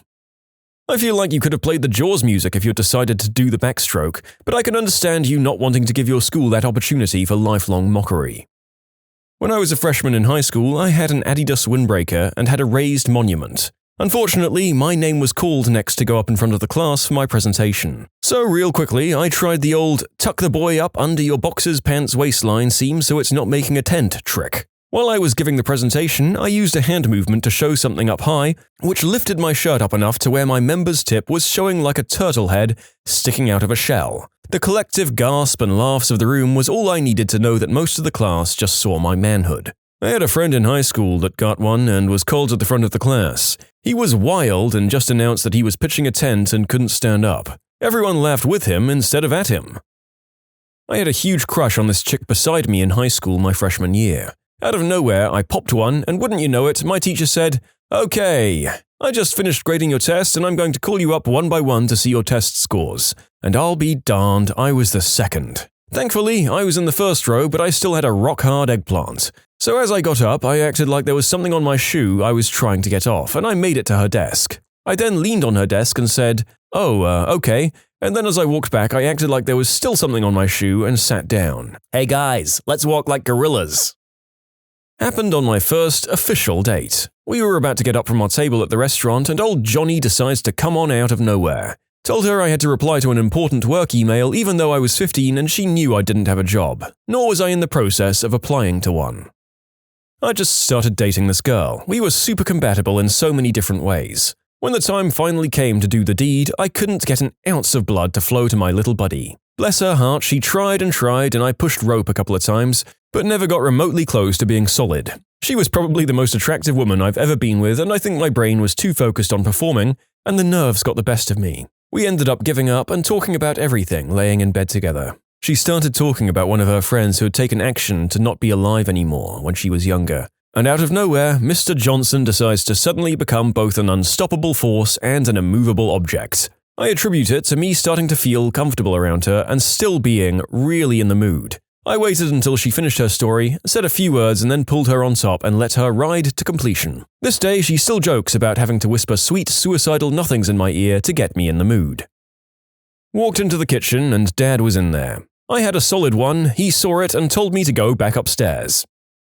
I was 13. My grandma had recently passed away and my entire family had to go to the funeral. My pants were really tight and you could see like everything. So during the service, this good-looking woman sat right in front of me. So when I started to feel the movement of my little sir, I got scared. Then out of nowhere, the fricking funeral conductor asks everyone to stand up. But since I had a raging extra leg, I decided to stick my bum to the seat. Now my grandma in heaven knows that I care about my member more than her. It was my sophomore year in high school. Me and a classmate, a girl, were going to do a presentation on plants for our biology class. The teacher gave us a couple of minutes to reflect on what we were going to do. He let us move around the class and sit across from each other on a table. Me and her were sitting across and she puts her legs on top of mine. She was short, kind of imagine someone putting their feet on a table while sitting. This was during the first days of May, so it was warm and everyone had summer clothing. We were both wearing shorts and she had sandals on too, so I was feeling her bare skin. I didn't necessarily have a crush on her, but I thought she was kind of hot. As she starts moving her feet around, my legs, like playing but not intentionally trying to be seductive, it happens. Thank God she didn't feel it because it was there and her feet were dangerously close to my downstairs area. The teacher called us to present, but I asked for another 3 minutes, saying we weren't ready, for obvious reasons. I did get rid of it before I presented. I wanted to tell her, but I feel like she might think it's creepy, which it probably is. Had to do the old waistband tuck right before walking out on stage for the first time as a 12-year-old in the middle of a school production of Anne of Green Gables. I know a guy who, while on tour, woke up in the van with a mid-afternoon stalagmite when they stopped at a gas station. He did the old waistband tuck to go in and grab a snack and drink. Turns out he misjudged some geometry and also his shirt didn't quite reach his waistband, so he had some helmet poking out. Following a groin injury, got an ultrasound on my junk from a cute nurse. Resistance was futile. Similar thing happened to me. Hot female technician did an ultrasound on my family jewels. Humorous now only because it turned out I didn't have cancer down there. Warm gel, attractive female. Yeah, no way to avoid it. Marine Corps Recruit Department, San Diego, in the recruit separation platoon, being sent home for medical reasons. I was 19 at the time and was sleeping in my rack, surrounded by about 40 other guys, all asleep except the fire watch. We all woke up to the usual screaming of the DI and I had a nice case of morning rigidity. First time it happened while I was there. I sat up and proceeded to immediately splooge in my shorts. These were thin, cheap fabric shorts, reminiscent of 70s basketball shorts. While everyone else hit the line, I had to quickly change and my rackmate stated the reason I wasn't online was, "Sir, Recruit Smithson was too excited to hear your voice and needed to change, sir." Oh god, well I'm sure that your colleagues were nice and understanding about the fact that these things happen and didn't make your life a living misery for the remainder of your time who am I kidding, they definitely did.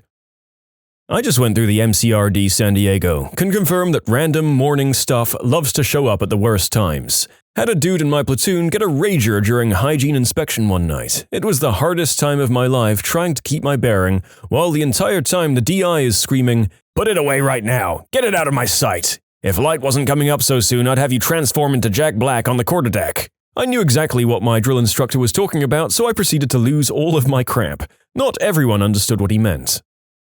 I was in a job interview with my current boss and 3 other people. I was doing a board test, where I work as a teacher, and a board test is when you teach a class based on random topics the interviewers give you, so they evaluate your teaching skills. During it, I got the most random full-mast ever. My boss realized, and all I said was, "That was a hard one. I meant the test, that's what I was trying to say," and she couldn't keep a straight face after that. "He became your current boss? Looks like you really stood out from the other applicants." Pizza delivery. You know how awkward it is to walk up to a house holding pizza and an upright soldier? It's bad. Made it worse when the girl asked if it came with the food. This morning I was having breakfast at the Midtown Diner. The bagel was delicious and the coleslaw couldn't be finer. I got a weird look from the waitress as I asked her for the check. I looked down and realized I was inexplicably standing to attention down there. While I've had my fair share of embarrassing raised flags, the worst debacle I've ever seen happened to a kid from my school on the bus. Basically, he and his friend were standing on a cramped bus and then the bus jolted and the kid's reinforced tower slammed hard into his friend's behind, and right at that moment, the stabber let out an accidental suggestive moan. The pandemonium that followed was majestic. The friend shouted that this guy had a hard one and all the kids from my school began to chant the word for it. He had the most mortified expression on his face. It was funny as frick though. You can submit your own stories to be featured here on the channel. The story submission link is in the description below, and if you want to listen to some vibey music in the background, check out easymode, also linked below, and subscribe.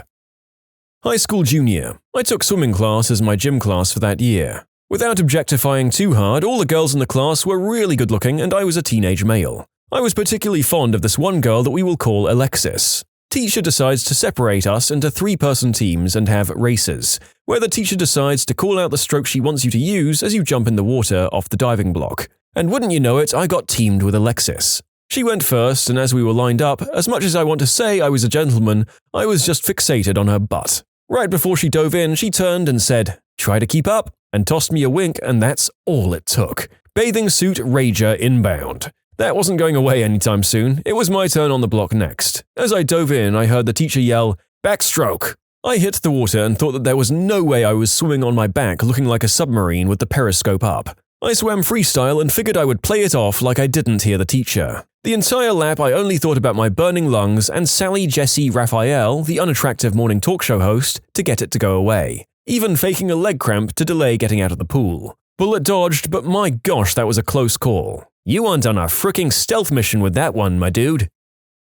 I was in high school sitting on the bus and I had a chick that I had a crush on. She was standing, so I cracked a joke like, "Your legs seem tired, I've got a seat for you." Told her she could sit on my lap and she took the offer. Somewhere between her contemplation and her sitting, my soldier took to salute her company and, well, she introduced herself to the soldier. I had this happen when I was a cocky as frick freshman. A girl that was either a junior or a senior was complaining that she wanted to sit close to her friend, who was across the aisle, and I go, "You can sit on my lap if you want," as a joke. I would have moved if she'd asked me to move because I was a wimp.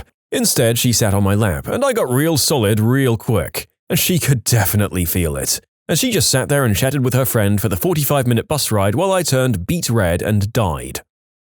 So I was about 13 and somehow had an ex-girlfriend. We'd dated for 3 months, but back then it was a big deal. Anyway, we were in history together and I overheard her talking to one of her friends. She literally said, "Literally all you have to do is touch him and he'll get a rager." Hearing this, for some reason, brought me to full attention. The bell rang a minute later.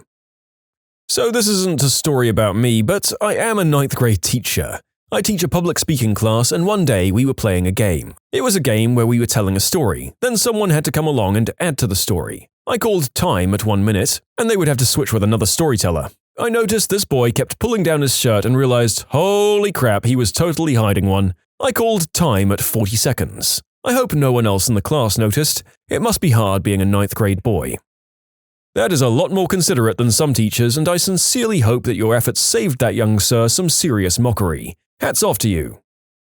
I was in algebra in high school with my crush. I remember her wearing a nice blue shirt that day before 3 things happened to me. 1, I wasn't paying attention. 2, I wasn't particularly good at math. And 3, I had a random half-mast going on, maybe caused by said crush. I got called up to the board to solve a problem. The thing wouldn't have been an issue had I continued to sit down, but the sudden motion and shifting of my whole body caused my second brain to go from 50% to 100% in the time it took me to get up to the board. So here I am facing the wall with a raging monster that I know my teacher can see, holding a marker and staring at a math problem I didn't know how to solve. Bless my teacher's heart for walking behind me and talking me through the problem until Junior calmed down and I could go back to my desk defeated and embarrassed. Not me, thankfully, and I'm not even sure if the kid was embarrassed or if he just had world-class poker face, but here we go. I was in computer class in high school and one week we had to do presentations in front of the class. The teacher did have a podium up front near his desk, but it was back and off to the side a little bit, so no one really used it. The teacher called one student up at a time, they did their speeches and then sat back down. Everything was fine until he got to Carl. Carl was one of those kids that was never really outright dirty, but he was always a bit greasy, with clothes that were left unwashed for a day or two too long. He also had a fondness for wearing his clothes from gym class for the rest of the day. When the teacher called on him, Carl stood right up from his desk and began marching to the front, with a tree trunk jutting proudly from his groin, in sweatpants, without even trying to hide it. The teacher saw it early and stopped him on the way up. "Hey, do you want to actually wait for a minute? I'll get another student to give their presentation." Carl just looked at him like, why would I need to do that, and answered with a nonchalant, "No," and continued his trek to the front of the classroom. After digging yourself a hole like that, most people would just cut their losses and make a beeline for the podium to give their speech and wait for things to settle down. Not Carl. Carl strode confidently to the front of the class and started giving his speech. Most of the class was either trying not to laugh, laughing, looking away, or a mixture of all three. Carl didn't care. He gave his speech in full view of everyone without missing a beat, all while sporting the kind of supremely obvious pitch a tent stick that only sweatpants can bring you, and fully ignoring it was even happening. When Carl finished his presentation, he took a little time to organize his notes in front, then walked back to his seat like nothing had happened. He was still rock hard and he still didn't care. Almost every Sunday in church from ages 12 to 18. Ugh, thin slacks and a bored mind free to wander. I was swimming in a pool with some friends, one of whom I had a crush on. I usually have a GoPro with me to document possible shenanigans. All of them decided it would be fun to get the GoPro from me, so naturally I hid it in the pocket of my swim trunks. Now, I've had a rager for the entire time this was happening, so putting it in my pocket wasn't the best idea. My crush found out where the camera was and reached into my pocket. She did not grab the camera. I pulled myself away and hoped she couldn't tell the difference between a hard member and a GoPro. Back in high school, I was sitting around talking with some friends after lunch. It was a big group of us, boys and girls. We were all just talking, BSing about whatever, and suddenly I look over and my buddy is looking at me, laughing and whispering to the girl next to him. Then she looks at me and starts laughing. I have no idea what's going on. Other people start looking across because of their commotion, and eventually everyone sitting across from me in the circle were looking at me laughing. I'm stumped. I know it's me somehow, but I don't know what they're looking at. I start checking that my hair wasn't sticking up or that I'd spilled some food on my shirt. I'm starting to panic a little bit more, and more of the group is laughing at me. It's like one of those dreams where you're in class, undressed, and everyone laughs except it isn't a dream, and I can't figure it out. Finally, I look down. Like, what the frick is going on here, and I can see it. Back then, really loose jeans were the style one wore, and mine were oversized and really loose on me. So while I didn't have a full mast, a huge fold of fabric right on the fly area was sitting up well on its own, and as far as anyone could tell, I was just sitting there talking to all my friends with a monster. Naturally, I reacted with the measured confidence of your average 15-year-old kid and panicked. I started imploring that it wasn't really what they thought it was, making them all laugh harder in disbelief. So in a fit of desperation, I decided to demonstrate as much by slapping down the fly of my jeans to flatten out the fabric to make my case. Naturally, with only a loose bit of fabric between my full-speed hand and my deflated junk, I make contact with my soft sir at full speed and proceed to give myself the mother of all package checks, which of course makes it look like I just smacked the ever-loving crap out of my raging mini-me, having the exact opposite effect that I'd intended. So now I'm falling out of my chair in near tears, 70% pain, 20% embarrassment, and 10% laughing at myself. And all of my friends are just laughing even harder, now that I've seemingly confirmed their suspicions. So there. Yep, I think most men my age have had the experience of desperately and guiltily trying to demonstrate that a fold of loose pants fabric is indeed just that. Never helps the situation. Oh well. 8th grade English, my friend John sat next to me and had a really cute girl sit next to him on the other side. We had one of those very thick textbooks, like 1,200 pages or something.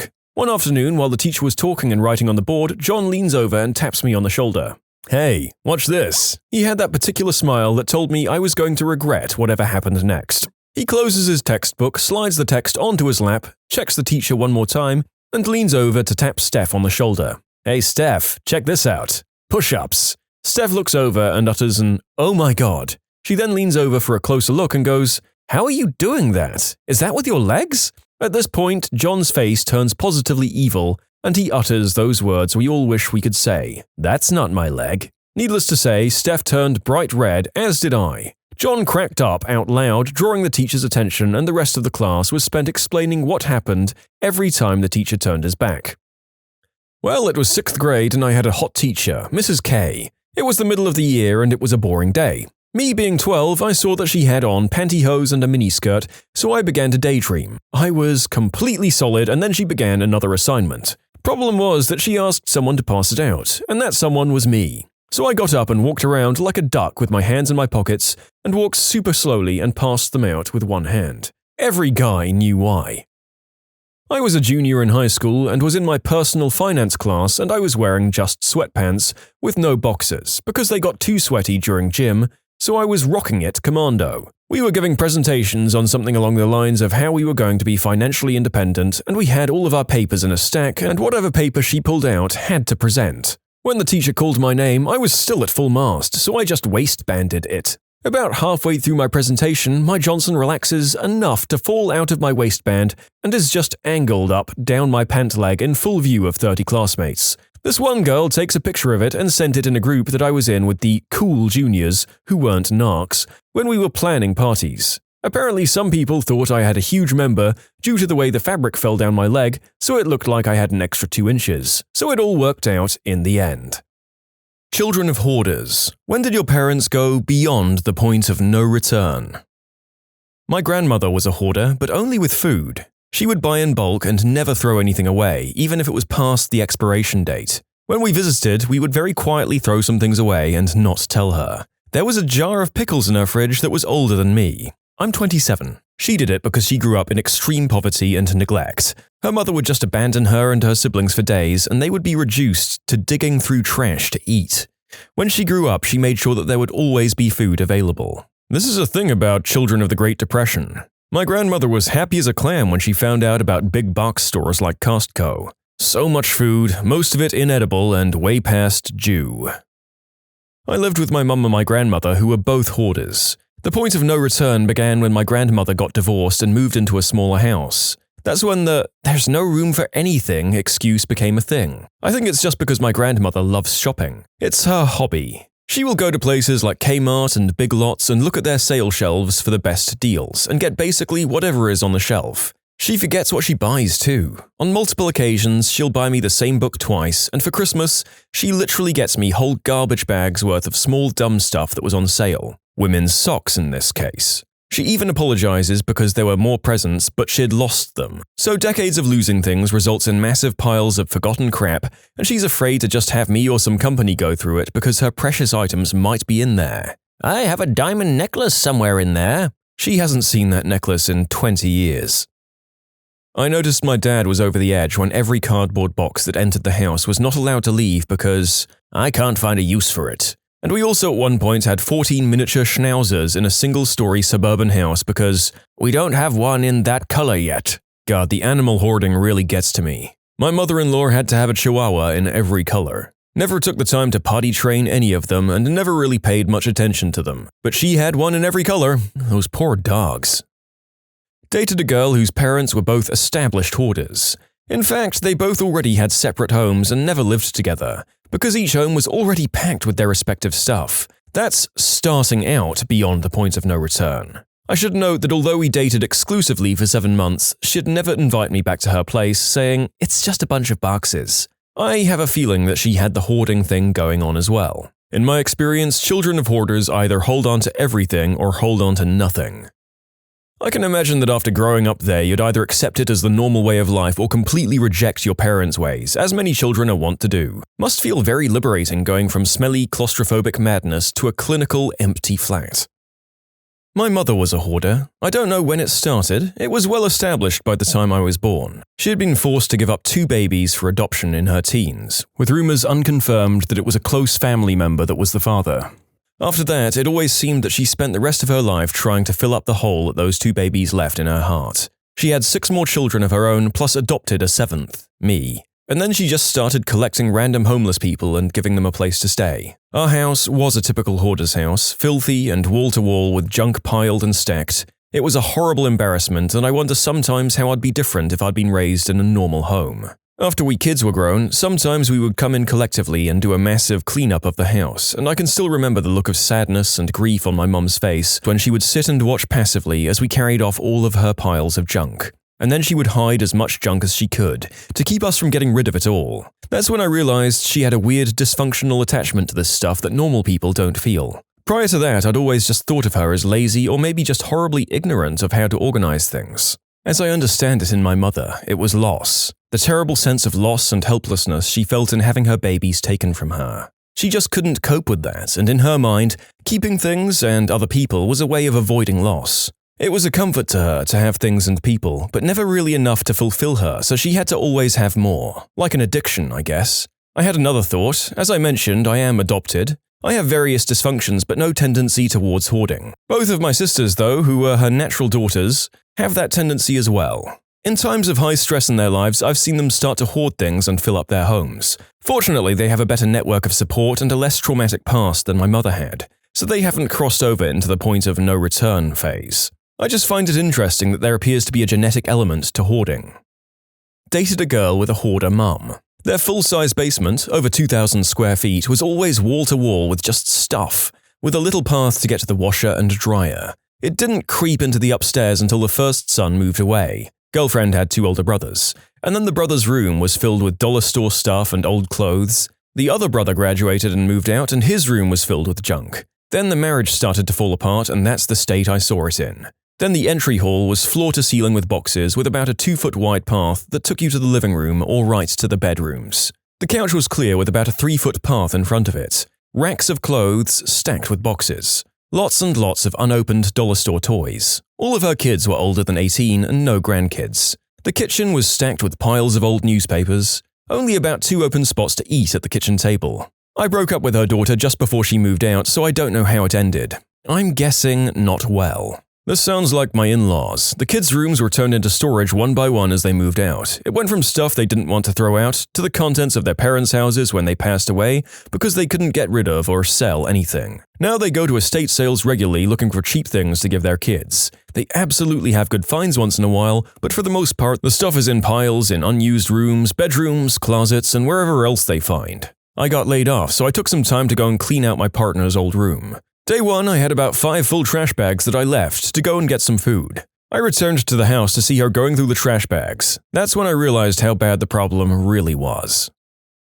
Not my parents, but my grandmother. After her husband died, she started buying all kinds of things she didn't need. My parents live 8 hours away from her, and her other daughter is sick and can't drive, so no one knew how bad stuff was getting. Now, we knew she had those tendencies, we knew that she bought a lot of stuff, and we knew she didn't clean very well. But we had no idea how bad it actually was. She had a stroke in January and she wanted to be in her own home. So my aunt, the one who can't take care of herself, moved in to try and help her get back on her feet. Predictably, this was a terrible idea. She lasted 6 weeks. During this time I drove up to visit and was absolutely appalled.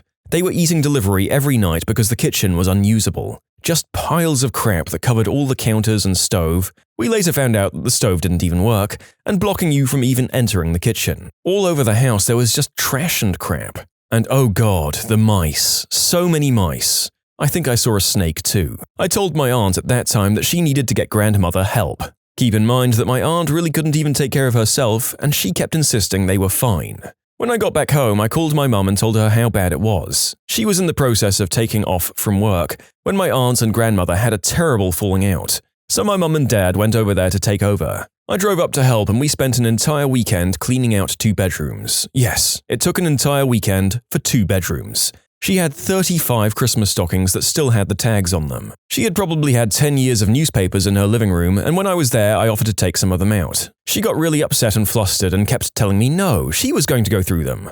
Seriously, 10 years. That's when I started to realize it wasn't just mess, there was something really psychologically wrong. She got really agitated just by anyone being in her house, but to be honest, she's always been like that. When my sister and I were younger, the family would stay at their house when we visited, but she'd never give us the key. If we came back from visiting other relatives and Oma and Opa weren't at the house when we got there, we had to either go somewhere or wait in the car till they got home and let us in. So we really weren't too surprised that she didn't want anyone in her house.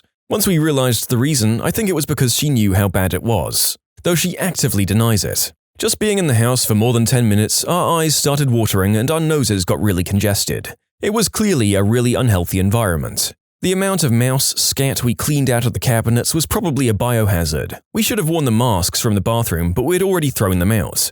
She ended up having to go home because she couldn't stay by herself, and no one can stay in that house. She had a live-in nurse for a very short time, and that person was like, "What the heck?" and quit.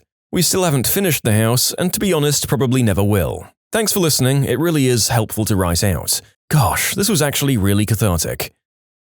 I don't know if any of our listeners are getting the Lady Macbeth-like compulsion to scrub their skin clean until it's raw. Doing these stories for so long is making the narrator feel dirty. During my 20s, Dad developed traits he hadn't exhibited before, including hoarding. He had an undiagnosed tumor in his right temporal lobe. That's an area of the brain responsible for high-level functions, motivation, prioritization, a few other things. He literally didn't know when he was finished reading the newspaper, so he kept years of newspapers stacked in his place. He was terrified of losing something important if anything got thrown away. What finally got him on track to proper treatment was a CT scan. Obviously, hoarding has many different causes. This cause is rare. But in case it helps anyone listening, other symptoms included deterioration in various organizing skills, and he gradually developed a short temper. The condition went undiagnosed until it impaired his spatial skills and his balance. This type of ailment usually gets diagnosed because of headaches or seizures, which aren't present in every instance. Dad got his diagnosis late in the game. He wouldn't have survived another month without treatment. In technical terms, it was a 5.5 centimeter grade 4 astrocytoma with a 10 millimeter midline shift. Surgery and radiation therapy brought him 2 years, and most of that was quality time, which was as good as medical science could do. Since then, a new medicine called Temodar has been approved to treat that condition, so outcomes are a little better now. It was still a very rough diagnosis. He was disabled for the rest of his life, but his thinking was somewhat clearer. In layman's terms, there was healthy but swollen tissue that returned to normal function. On the other hand, if you're able to get someone diagnosed while they still have a grade 1 or grade 2 astrocytoma, then the outcome can be much better. Only about 16,000 Americans each year develop primary brain tumors, so don't worry too much. Yet, if someone reading this notices sudden hoarding behavior in a relative, along with hand tremors and personality changes, it would be worth asking a doctor whether diagnostic tests are appropriate. You can submit your own stories to be featured here on the channel. The story submission link is in the description below. And if you want to listen to some vibey music in the background, check out easymode, also linked below, and subscribe. I think it was when my dad left, about 15 years into their marriage. I grew up in a messy house, but not hoarder-level messy. I know my dad cleaned up a lot too. After my parents got divorced, my mum went off the rails. Depressed and lashing out and no cleaning. It was a while ago, so I was pretty young, but I think this is also when she started buying excessive amounts of stuff and never throwing anything out. I know she doesn't feel like her job has much value, so I think she derives a lot of satisfaction from buying gifts for people. She used to go through our trash at night and wake us up screaming if we'd thrown anything out that could be useful again. As bad as it got after my dad left, my siblings and I still used to clean all the time, so it wasn't horrendous. We'd periodically clean out the fridge and clean rooms of the house. After we all moved out, it got really, really bad. Just piles of crap completely covering every surface. She still buys way too much crap and gets furious if we try to stop her. I receive boxes of stuff all the time as gifts and I just donate it immediately. I don't even want to thank her for it, for fear that she'll start buying more as gifts. As a result, I've worked pretty hard to be a tidy person and throw out stuff on the regular. I freaking hated growing up in that mess, and I would never date a girl who was messy at all. Just don't want to risk raising kids in the same environment where I grew up. As an addendum, I've noticed a lot of children of hoarder parents feel hurt or resentful that their parents chose their stuff over them. I don't feel this way at all. I know she's incapable of cleaning. I don't see her learning how to do that for me or my siblings for anything. I've watched her spend hours trying to clean even one area of the couch, sobbing with frustration and not even being able to do it. Honest question. As people who've had personal experiences with hoarding, what's your opinion of the TLC show Hoarders? Do you find it offensive or do you think it makes others more empathetic because they can see that it's a mental illness? I too watch it if it's on, and I see it as I'm channel surfing. I see the show as somewhat exploitative, but it also gives me insight into my own parents' lives together, and it helps me understand my mum's compulsions a little better, and hopefully curb my own. I'm not good at throwing things away either, and have a tendency towards storing things that I don't have any use for. My mum hoarded after her parents died. She was unable to let go of any of their things, and it just got worse and worse. She was already a clutterbug, making numerous copies of every single piece of paper that she thought was important to family history. She was a genealogist, and buying multiple copies of newspapers, books, and things that had anything in them about our family members, her genealogical work, and the towns where our families originated. My dad, bless his heart, is still cleaning out from under all her stuff, more than 3 years after her death. It's hard on him. He describes the piles and boxes and file cabinets as time bombs, because without fail, as he's going through pounds upon pounds of useless papers, he'll find something important, touching, or really valuable. Pieces of her jewelry, photos of her as a young woman, letters from people long passed away that should be saved. It's just incredible the minutiae she thought were important, and the important things she thought weren't worth much. They're exactly the opposite of what we see as valuable or not. Mine were beyond the point of no return when they got their 12th cat.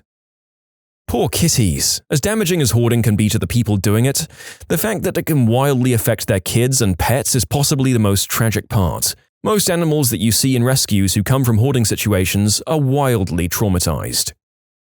My mother owned 3 small businesses. During the financial crisis of 2008, the bank recalled the business loan. She refused to deal with the loss and has now idealized that time in her life as the best thing that ever happened to her, even though it was awful for pretty much everyone because how she mishandled her finances so badly and put the family in debt to the tune of hundreds of thousands of dollars. Anyway, imagine having the inventory of 3 Walgreens. Her businesses had nothing to do with pharmacies, but they have a similar level of inventory. All the hallways, the bedrooms, the living room, family room, dining, kitchen, and the others are totally unusable. Boxes and loose mountains of product are stacked higher than your head. You can only sleep on half of your bed because the other half is covered in stuff, and to access the bed you have to climb up and over stacks of boxes. You live in constant fear that the family pets are going to dislodge something and be buried alive. You live in fear that you are going to be buried alive. That's what life was like for 7.5 years. No amount of therapy or medication or throwing things away. We once brought a dumpster to the house and got rid of an entire bedroom full of junk, but she replaced it within a week. Or any serious talks about any change of her behavior. For unrelated reasons, my parents got divorced this year. A stipulation of the divorce was that she and her stuff had to vacate the home. Instead of hiring moving trucks, she was doing 2 or 3 trips daily with her minivan. My dad had to get a court order forcing her to move the stuff, and the judge made my dad vacate the premises because my mum insisted that he was the problem.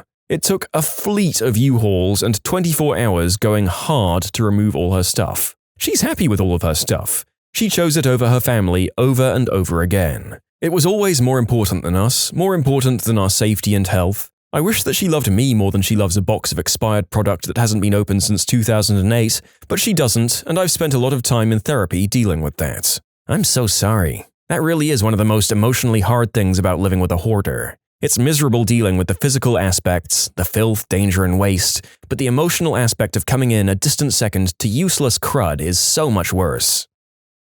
My mum is a chronic hoarder and refuses to throw anything away and is constantly buying new stuff. Food, clothes, dishes, blankets and paintings, magazines, you name it. I bet I can dig through a pile at home and find it. She buys food from a discount market and everything else from thrift stores because she can't pass up such a good deal. She grew up on a farm where they didn't have it that bad. Her dad made a lot of money, but he was a hoarder too. When he died, we cleared out 3 sheds of pure junk from the farm. I may have had my point of no return yesterday. December 26th. I was at my parents' house cooking with my mum, and she said, "Can you get me the milk from the fridge?" I opened the fridge and the first thing I saw front and center was a big block of moldy cheese. I asked where the milk is and my mum said, "Oh, it's in the back." I lost it. If the first thing I see is moldy cheese, then by my logic, the milk at the back is going to be crap. I started grabbing open containers and throwing them at the trash. Tomato paste with a thick cap of mold, a Tupperware with green crab meat, a plastic container with dark green guacamole. Anything I thought looked like it was spoiled. My mum freaked out and ran over to the garbage saying, "This is still good! This is still good!" While picking things out of the trash. I just looked at her, dropped the container I had in my hand on the floor, and walked over to the couch where I remained for the next 6 hours, waiting for my ride to get there. I just couldn't stand it anymore. My father-in-law is a hoarder. I have to purge things at home to keep my wife from falling into this. For him, he sees value in everything. He won't part with anything. It's like cutting out his soul to clean out the trash. He has 30-year-old catalogs from companies that don't exist. We've had to clean out his kitchen, bathrooms, and living areas annually. The big problem is he's a farmer with tons of space, barns, sheds, and a very large house. We're dreading the day he passes away. Not for the loss, but the mess we'll have to address before we liquidate his house. You probably already do this, but be careful with your purges and your wife. A common, well-known trigger for hoarding is someone or something else taking one's possessions away. We've had the talk several times, and I'm gentle. I found out that if we do it as a weekly task, it has become routine and she deals with it easier. Never just out of the blue instantly, "Time to purge." I make sure that she takes responsibility with what she purges as far as personal stuff goes. Newspapers are an automatic throwout. I would like to cancel the paper, but she wants to hang on to it.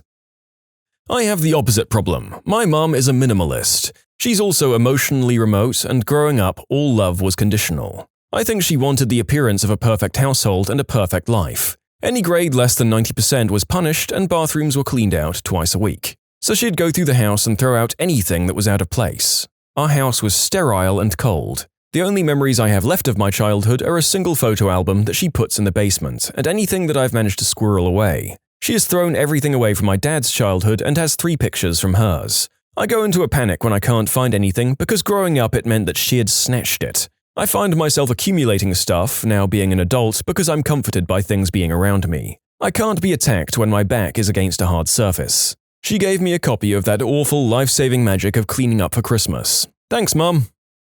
Something I can respond to. My mum was always very messy before I was born, but it wasn't anything crazy. My father cheated on her because she could be very manipulative and, well, she's just crazy. Anyway, he left her with 4 kids, paid child support, but not much else. I think she just felt like she lost everything. Lost her home, lost her life, just lost it. She gets knocked up, with me, from some rebound guy she was dating, and that ended quickly. So it's me, my brother, and 3 sisters. Fast forward a few years and we have 117 cats in a 3-bedroom house. My mum sleeps in one room with me and my sisters cram into another bedroom. My brother sleeps on the floor because obviously the 3rd bedroom became the spare room, which was crammed floor to ceiling with old clothes and toys. Then it just started spiraling from there. Fast forward another few years, and there were garbage bags of old tattered clothing everywhere in the house, garbage bags of actual garbage, stacks of newspapers, and oh gosh, those fricking TV guides. Ugh, frick those TV guides. And of course, lots of cats and cat poo, cat pee, and dead cats. Also, we could always tell how long we'd lived somewhere by how many dead Christmas trees there were in the house. We had to cover up the windows with cardboard to make sure the neighbors couldn't see in. Friends weren't allowed over, and in case you're wondering, yes, being raised under constant fear of others finding out you're a secret monster does in fact lead to some incredibly debilitating intimacy issues. But it did give me some heart-wrenching crap to write about in my college application essays. Hello, Stanford. What's the strangest reason you've ever heard someone expelled from school for? My friend was suspended because he was being pantsed continuously one day. After the fourth or fifth time, everyone realized he was just pulling down his own shorts quickly in the hall between classes. When I was in junior high, we had a large hurricane, Hurricane Gloria, which hit our town. And due to electricity being out, trees on the road, flooding, among other things, we were off school for 2 weeks. My vacation was 2 weeks plus a day, since I was sent home, not expelled, for wearing a homemade shirt that said, "I was blown by Gloria" on my first day back. You're a frickin' champ.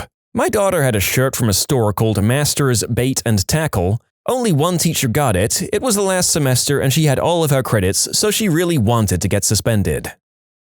A couple got caught having done the deed in the stairwell, on the stairs in front of the camera, on one of the only cameras in the school that actually worked. I don't know how it worked in your school, but there was a designated stairwell for this at mine. There was little foot traffic, no cameras, and plenty of used protection on the floors. It was a really gross stairwell. We had 2 kids a few years ago who were caught doing the deed on school grounds. Nothing really that abnormal except that they did it on the school oval in the early hours of the morning and were supposedly caught by the school priest. The priest in question lives on the school grounds and likes to go on walks in the early morning. Can you imagine the conversation that ensued? "Excuse me, do you have a moment to speak about our Lord and Savior? Jesus Christ, what are you kids doing?" A kid in my school got suspended for not only whacking the mule in the hot geometry teacher's class, but for not stopping when she caught him.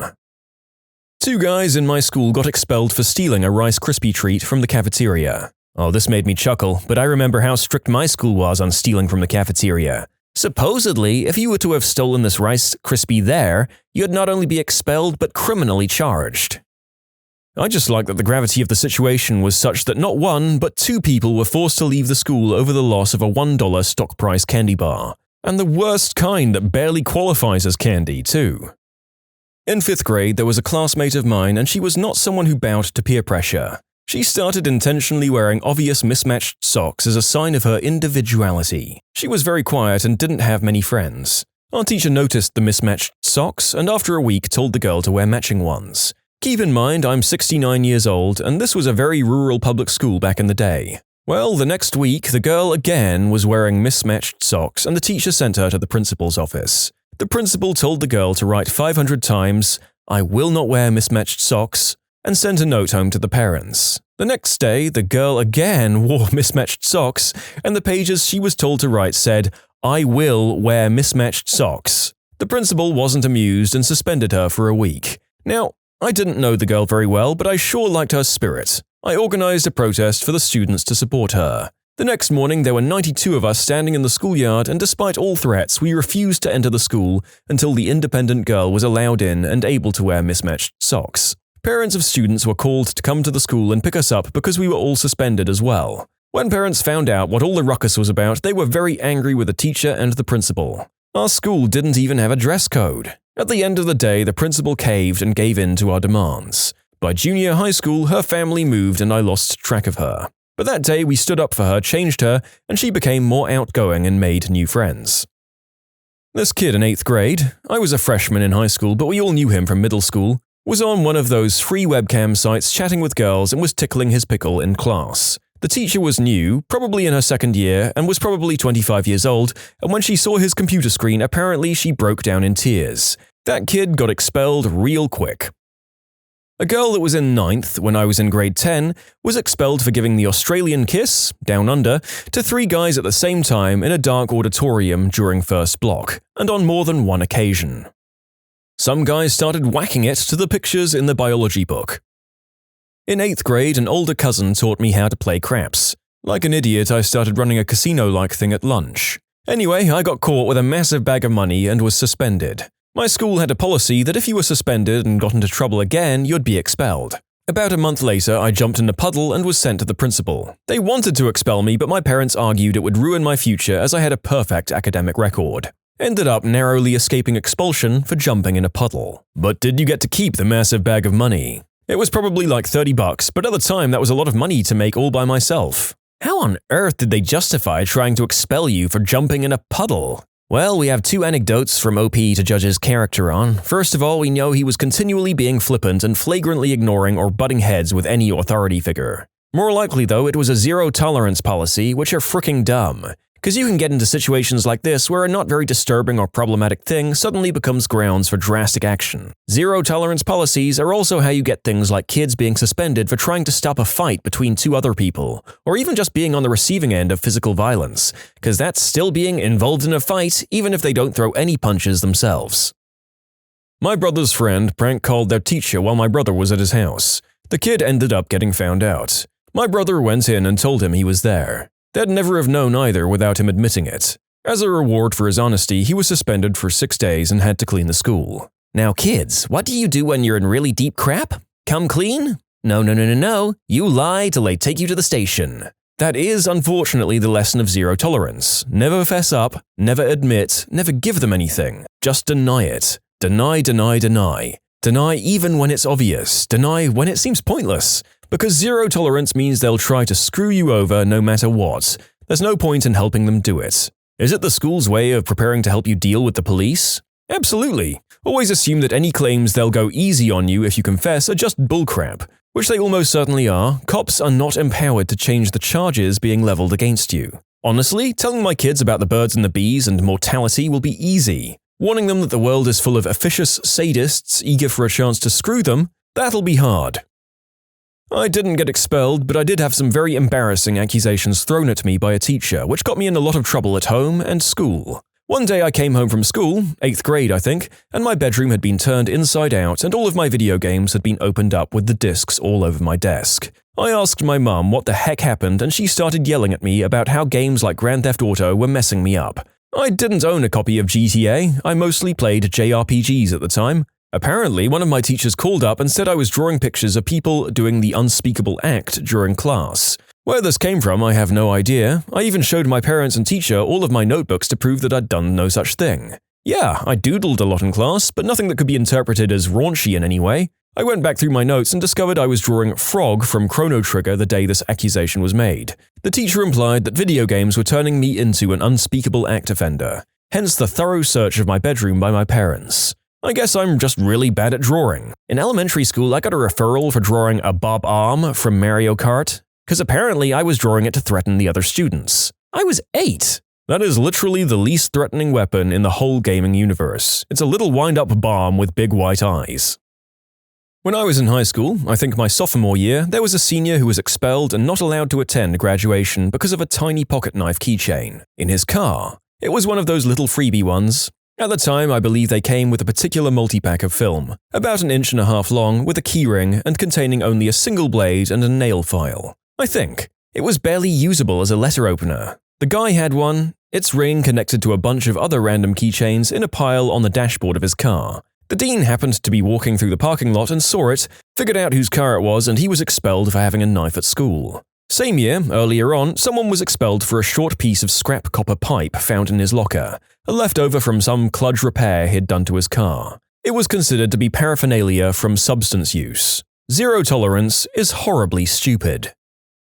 That last sentence is turning into a bit of a rallying cry in the various stories in this video. It does seem to produce a lot of unjustly punished kids. I got suspended for 3 days for this. When I was 14 or 15, we had an art project where we had to pick basically any recognizable person, celebrity, sports player, etc. to paint in a certain style. One of my good friends decided to pick Eminem. So when we were in the computer room that lunchtime, he was Google image searching for a good picture. He stumbled across a picture of 2 people doing the deed, except Eminem's face had been photoshopped onto the guy's body and Britney Spears onto the female's. This was hilarious to us teenage boys, so as a joke, my friend pressed Ctrl-P, pretending he was going to print it, and changed the copies to 500.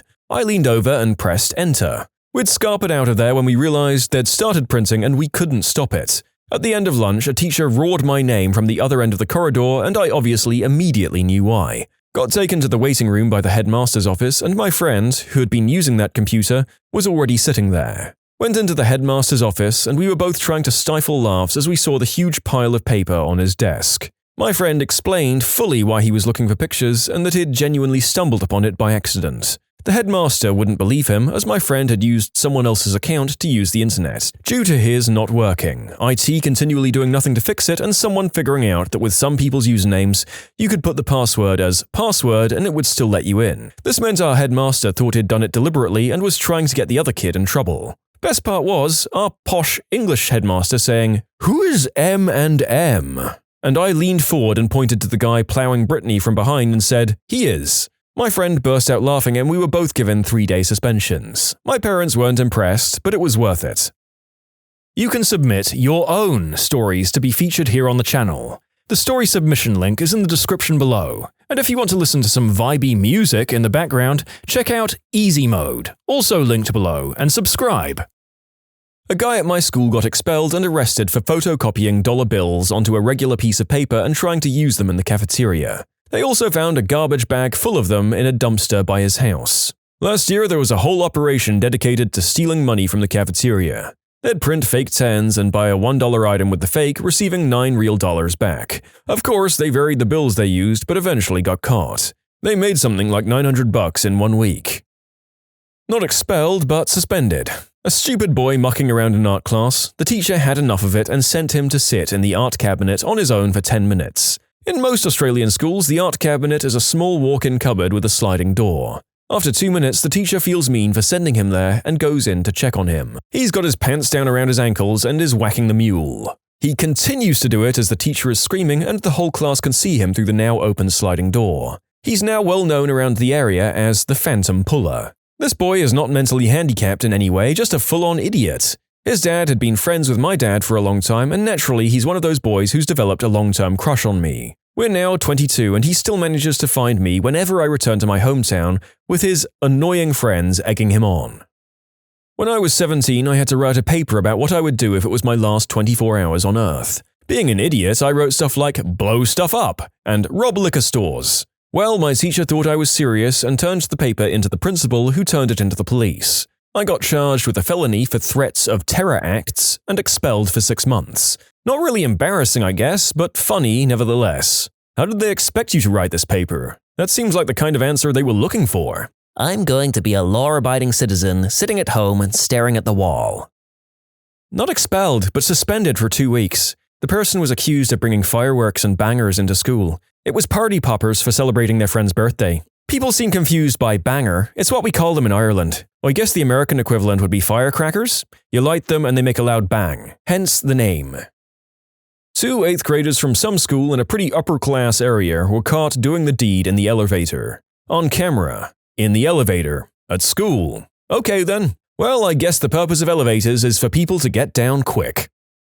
I went to a Protestant school in Australia. My very good friend had just died from bone cancer. My girlfriend was comforting me and hugging me as I was crying my eyes out. A teacher came past and told her to move away as there was a no-touching rule. My girlfriend nicely and calmly explained the situation to the teacher, who responded by explaining that she was not concerned by this. I subsequently told her to get effed. I was marched up to the principal's office in front of all my mates, a crying, blubbering mess, where I was told I'd be taking a week off school due to suspension. The reason I was at school was because he had been in hospital for over a month and I was only made aware of his passing in the bus trip in. This all occurred before the school rang for the first period. I used to work as an office monitor in the 8th grade, and while picking up referral forms, what was used to write people up, there were 2 that caught my eye. The first, a kid who had popped some ED medication and started whacking it in class. When the teacher saw him and asked him to stop, he refused and kept going. The second was 2 kids who got caught in the bathroom. A guy was getting some action from a girl in a stall. What's weird is that the kids in the second one got expelled, but a guy I know who got a down-under kiss in the bus a year earlier and the girl who performed it just got suspended, not expelled. Two kids, a guy and a girl, were expelled from my private school for her going south of the border on him in one of the staircases. The whole thing was recorded on video and shown to the students' parents. The parents had to sit and watch their kids receive and give the deed in question with the superintendent and dean of the school. "What the frick are you teaching kids these days, Dean?" Mr. Smith asked. "Jane's technique was deplorable." "We're sorry, Mr. Smith, Jane has always been a slow learner." You know, I shouldn't be surprised at the amount of this stuff happening in high schools, but I am. Crazy hormonal teens. My buddy duct-taped a kid to a desk at his old private school, was very quickly asked to leave. He got suspended for a week because he made a poll of the worst person to have ever existed. You could answer the leader of the Third Reich, the leader of the Taliban at the time, or the principal. A line outside of the men's bathroom for free mouth-to-groin fun times. There must have been 15 to 20 people in line once they found out what was going down. She was new to the school and I guess she wanted to service the boys. She was expelled right away. Her nickname? Roboho. Whacking it behind his math textbook. When the anthem came over the PA, only part of him was standing at attention.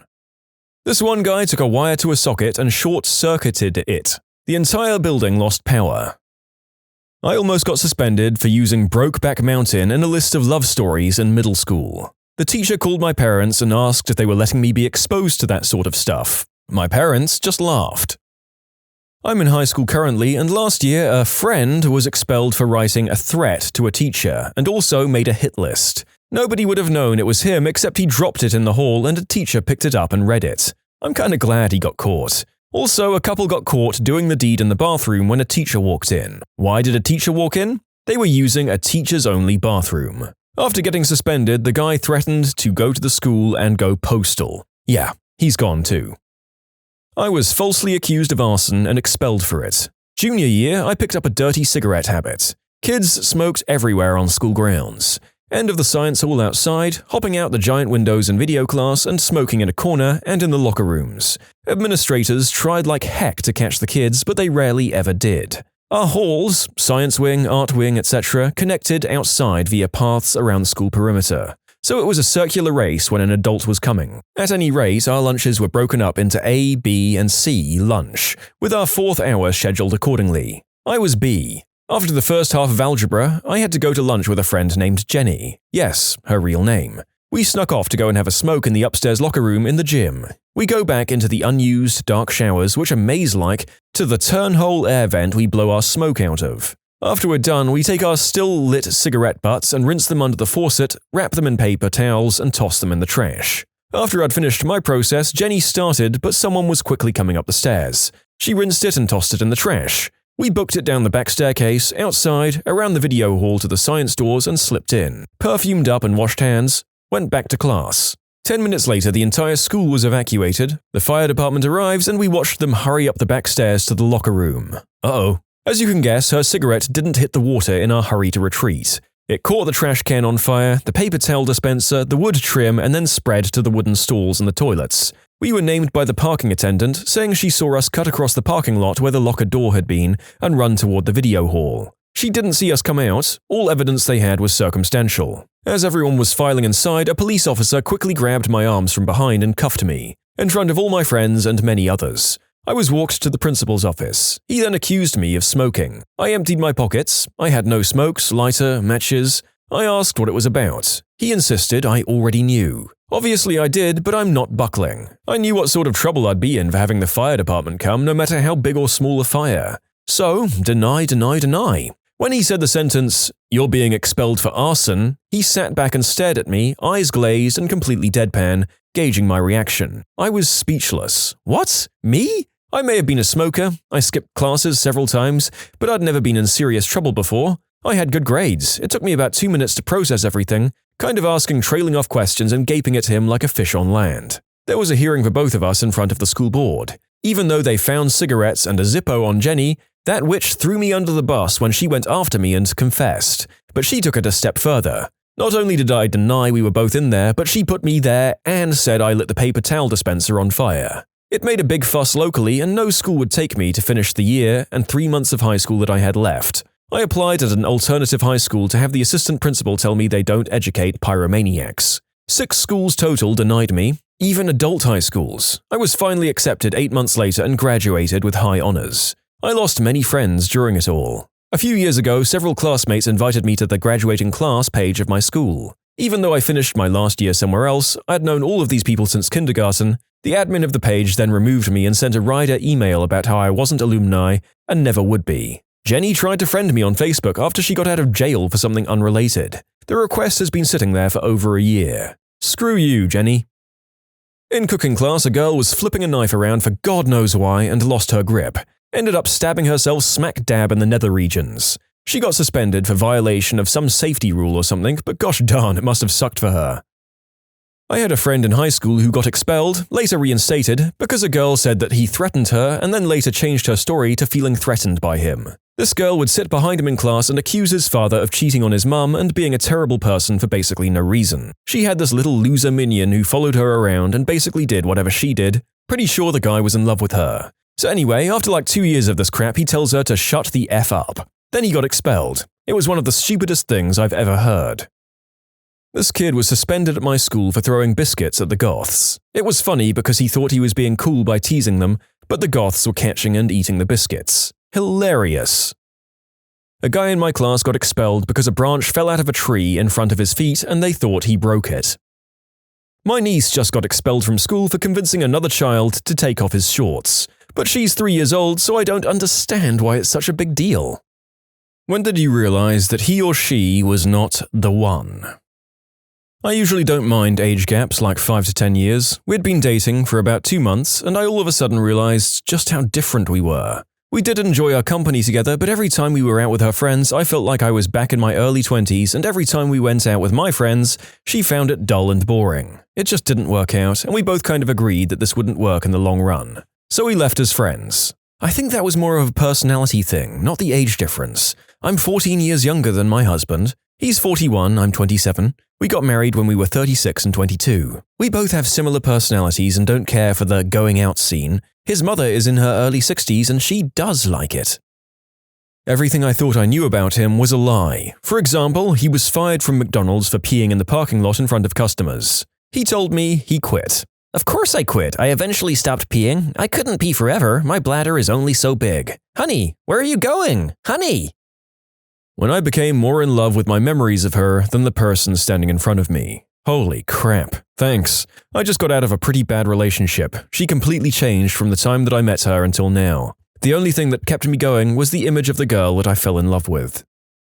When she tried to shoot me with a crossbow, she was a diagnosed sociopath schizophrenic. We were play fighting and she escalated it by grabbing her bow staff. I grabbed an empty blow dart gun, she knew it was empty, and there was a standoff. She went to the bathroom where I kept my crossbow and started loading it. I was telling her it was no longer funny and this was going too far. She kept loading it, started to aim and pulled the trigger. The bolt flew past my left side and stuck in the wall. A major fight ensued. My friend was in the other room. All she heard was, thunk. Did you seriously try to fricking shoot me? So my question about your story is, why do you have so many weapons lying around?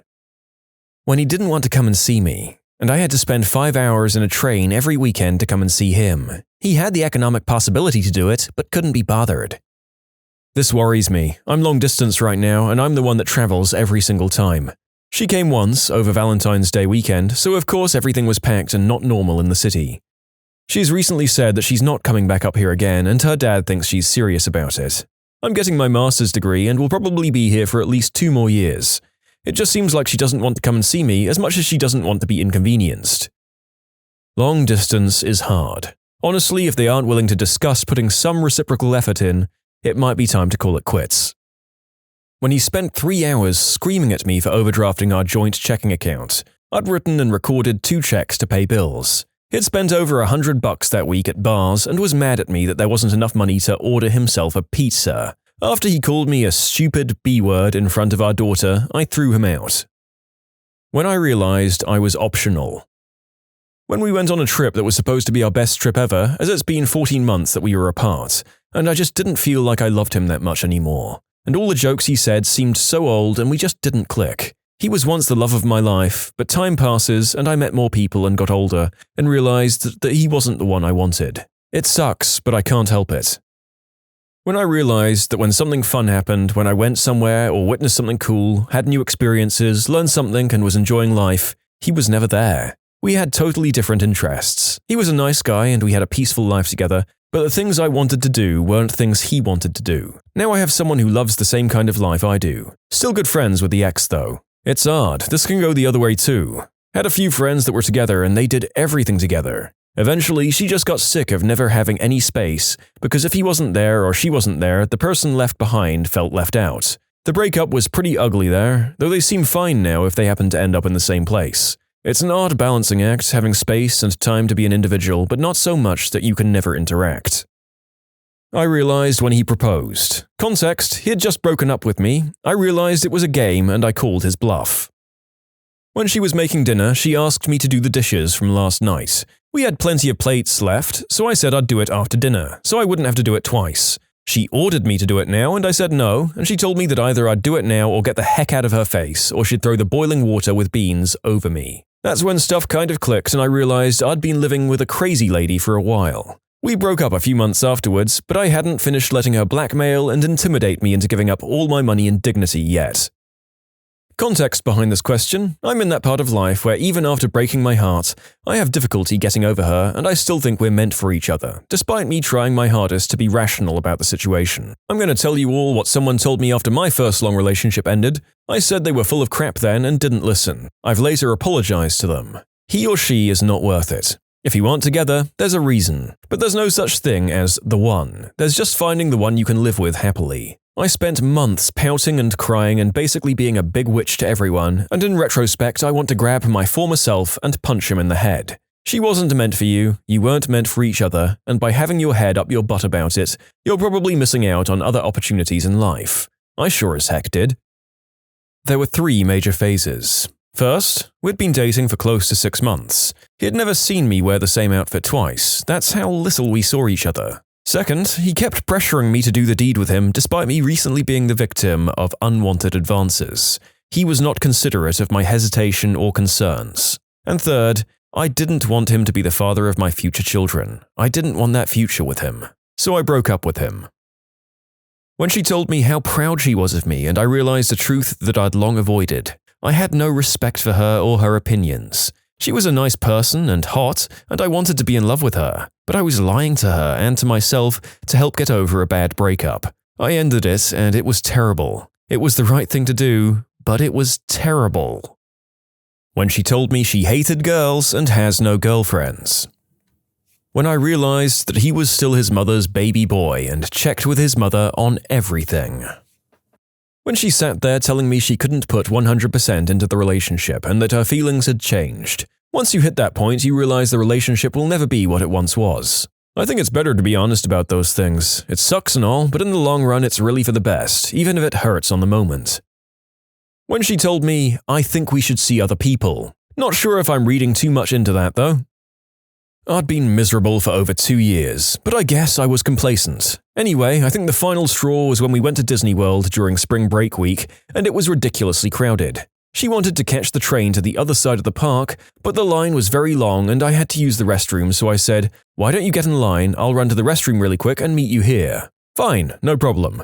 I got to the restroom and there's a line, so I waited, about 10 minutes, did my business and then headed back to the train line. She proceeded to make a huge scene, cursing and yelling, because I left her in the line alone and if the train had frickin' come, blah blah blah. It clicked right then and there that we were constantly fighting over ridiculous stuff and that I'd become so used to it that I just continually let it happen. I finished out the rest of the trip, fairly numb, but avoided doing anything about it for another 2 weeks or so. We had another fight over what to eat that night and I just snapped and ended it then and there. I'm not a very emotional person, but that relationship messed me up pretty good. It's been almost 2.5 years now and I haven't even attempted to go on a date since then. Only recently am I starting to warm up to that idea.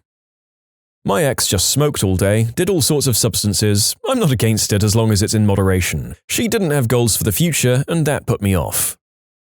Yeah, that kind of complacence is hard to get past. It's one thing if someone is content to stay at home and further their knowledge through reading and different hobbies or focus on their family. But nothing gives us nothing in most cases.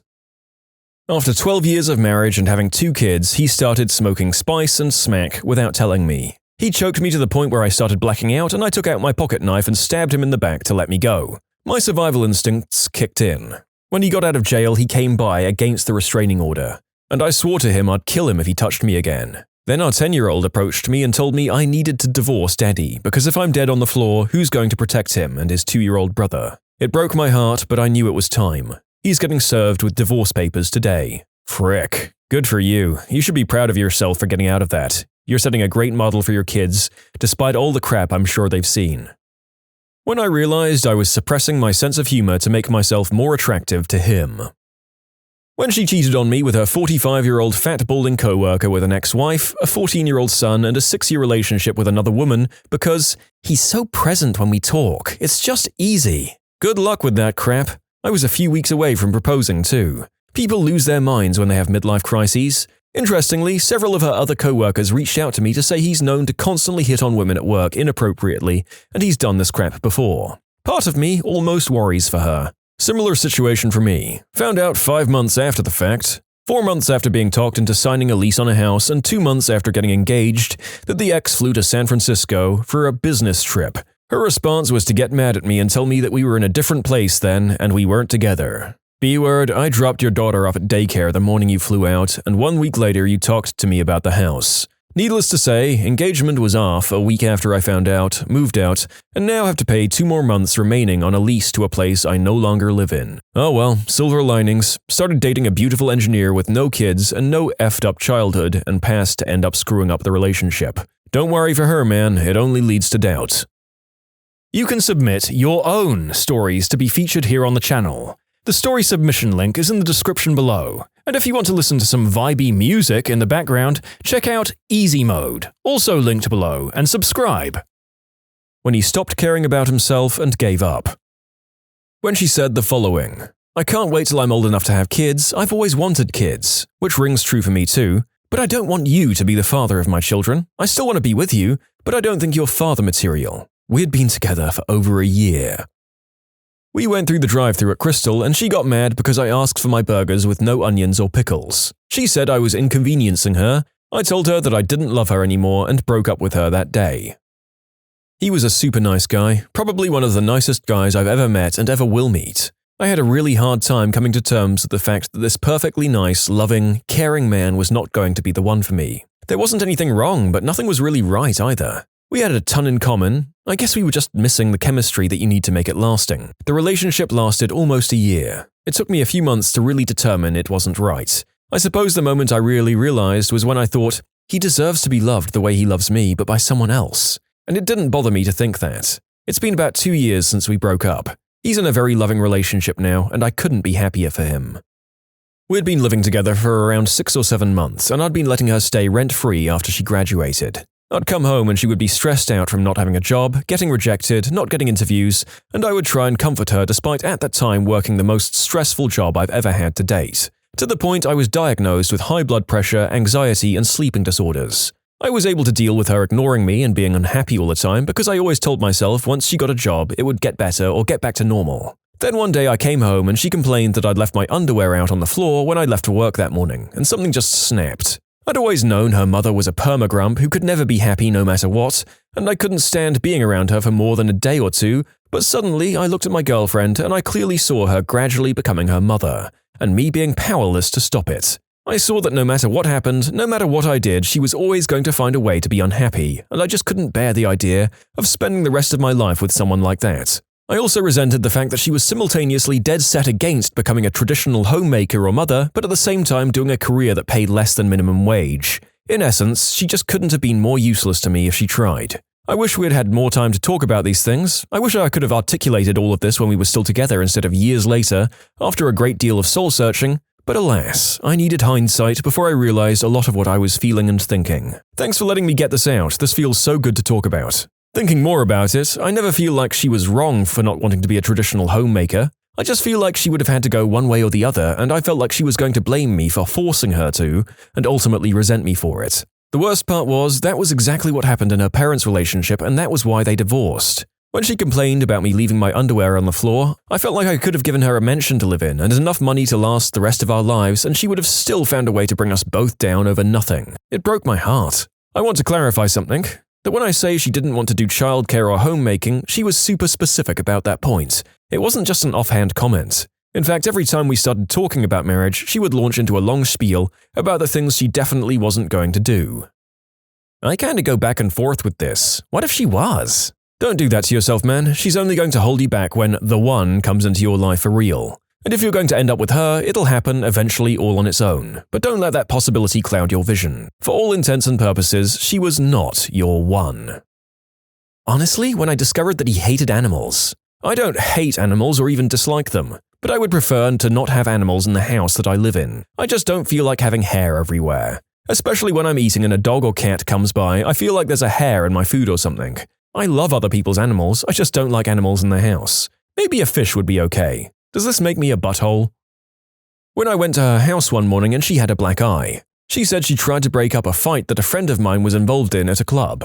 But later, a person I knew who worked at the club told me how she walked into the girls' bathroom at the club that night, shortly after the fight, and saw this girl punching herself in the eye. She had wanted the attention, I think. My good angel said don't stick with Mrs. Tyler Durden, no matter how sweet dat butt may be. That is a strange level to go to for some kind of validation from your spouse. People are very strange, and I hope she's in a better place now. Was talking to my recently broken up with friend about this. I realized early on his girlfriend wasn't as smart as he was. And that's mean, and I do respect her, but the divide was significant. And mostly it wasn't that she was unintelligent, it was just that she constantly limited her own ability and relied instead on her prejudices and assumptions that were comfortable. Meanwhile, he's the kind of person who hears about something and runs to learn more, can have a thoughtful discussion and admit when he's wrong or when he didn't understand something at one point but does now. She's a great person, but because of the intellectual divide, the power balance of the relationship was horribly skewed. They went for about 5 years, but I think it shouldn't have lasted that long, and to be frank, they're both better off outside the relationship. When she cheated on me. Bum bum bum bum bum. Don't worry about it, Reddit, I dodged a huge gosh darn bullet on that one.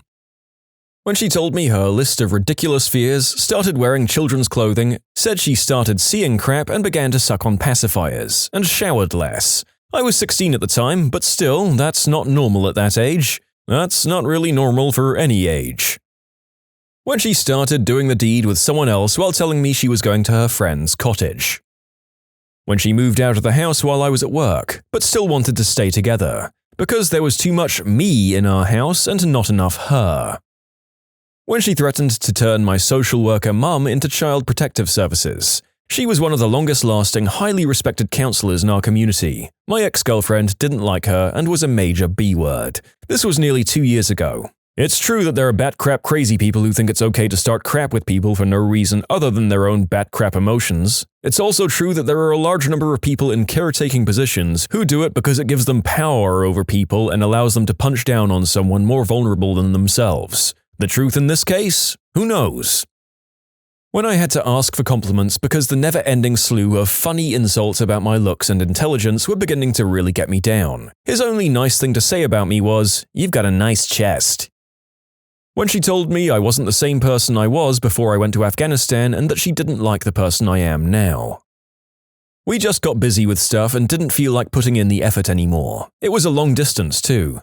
It's a real shame because she was a wonderful person. We still talk, though, from time to time, which is nice. When I realized he talked to me the way he talked to his mother, he didn't like his mother and thought she was totally incompetent.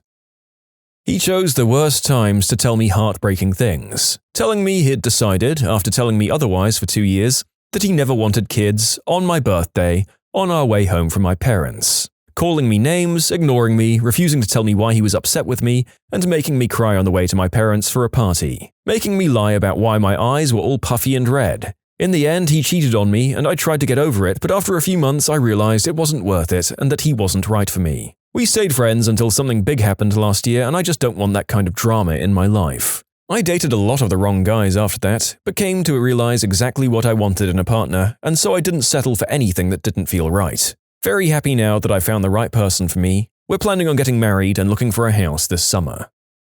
When she dumped me over religion. Rest in peace, awesome relationship. It had been coming for a long time, little things here and there. By this point in our relationship, I felt like I was her servant. I was working 2 jobs to support us. I regularly dropped her off and picked her up from school. We had 2 vehicles, but she didn't like that parking was limited, so she'd have to leave really early to get a spot. It didn't matter if I only had 2 hours of sleep and had to be at work in 4 hours, she got a ride. I doubt she ever fixed her own dinner or got her own beverages if I was home. Didn't matter what I was doing or if what she was doing was unimportant. I regularly helped her with her homework, not just a little either. I'd basically do the research, write the paper, and then spell and grammar check it after she edited it into her own words. I did all of these things for her, but if I ever tried to say no, she'd make me feel like I was lazy. Like I never lifted a finger. She was the hard worker, and I didn't love her enough to do such simple things. Eventually, I wised up and realized we were not good for each other. I broke up with her. Except I chickened out the next morning and apologized. We stayed together for another year or so until she cheated on me.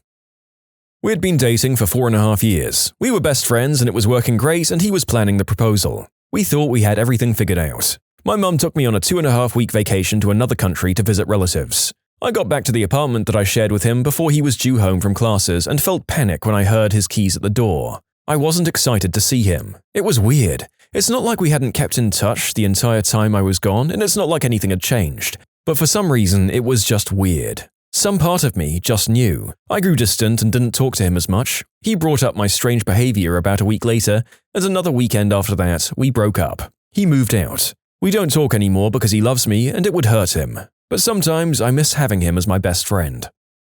What's being in a coma like, and how did life change afterwards?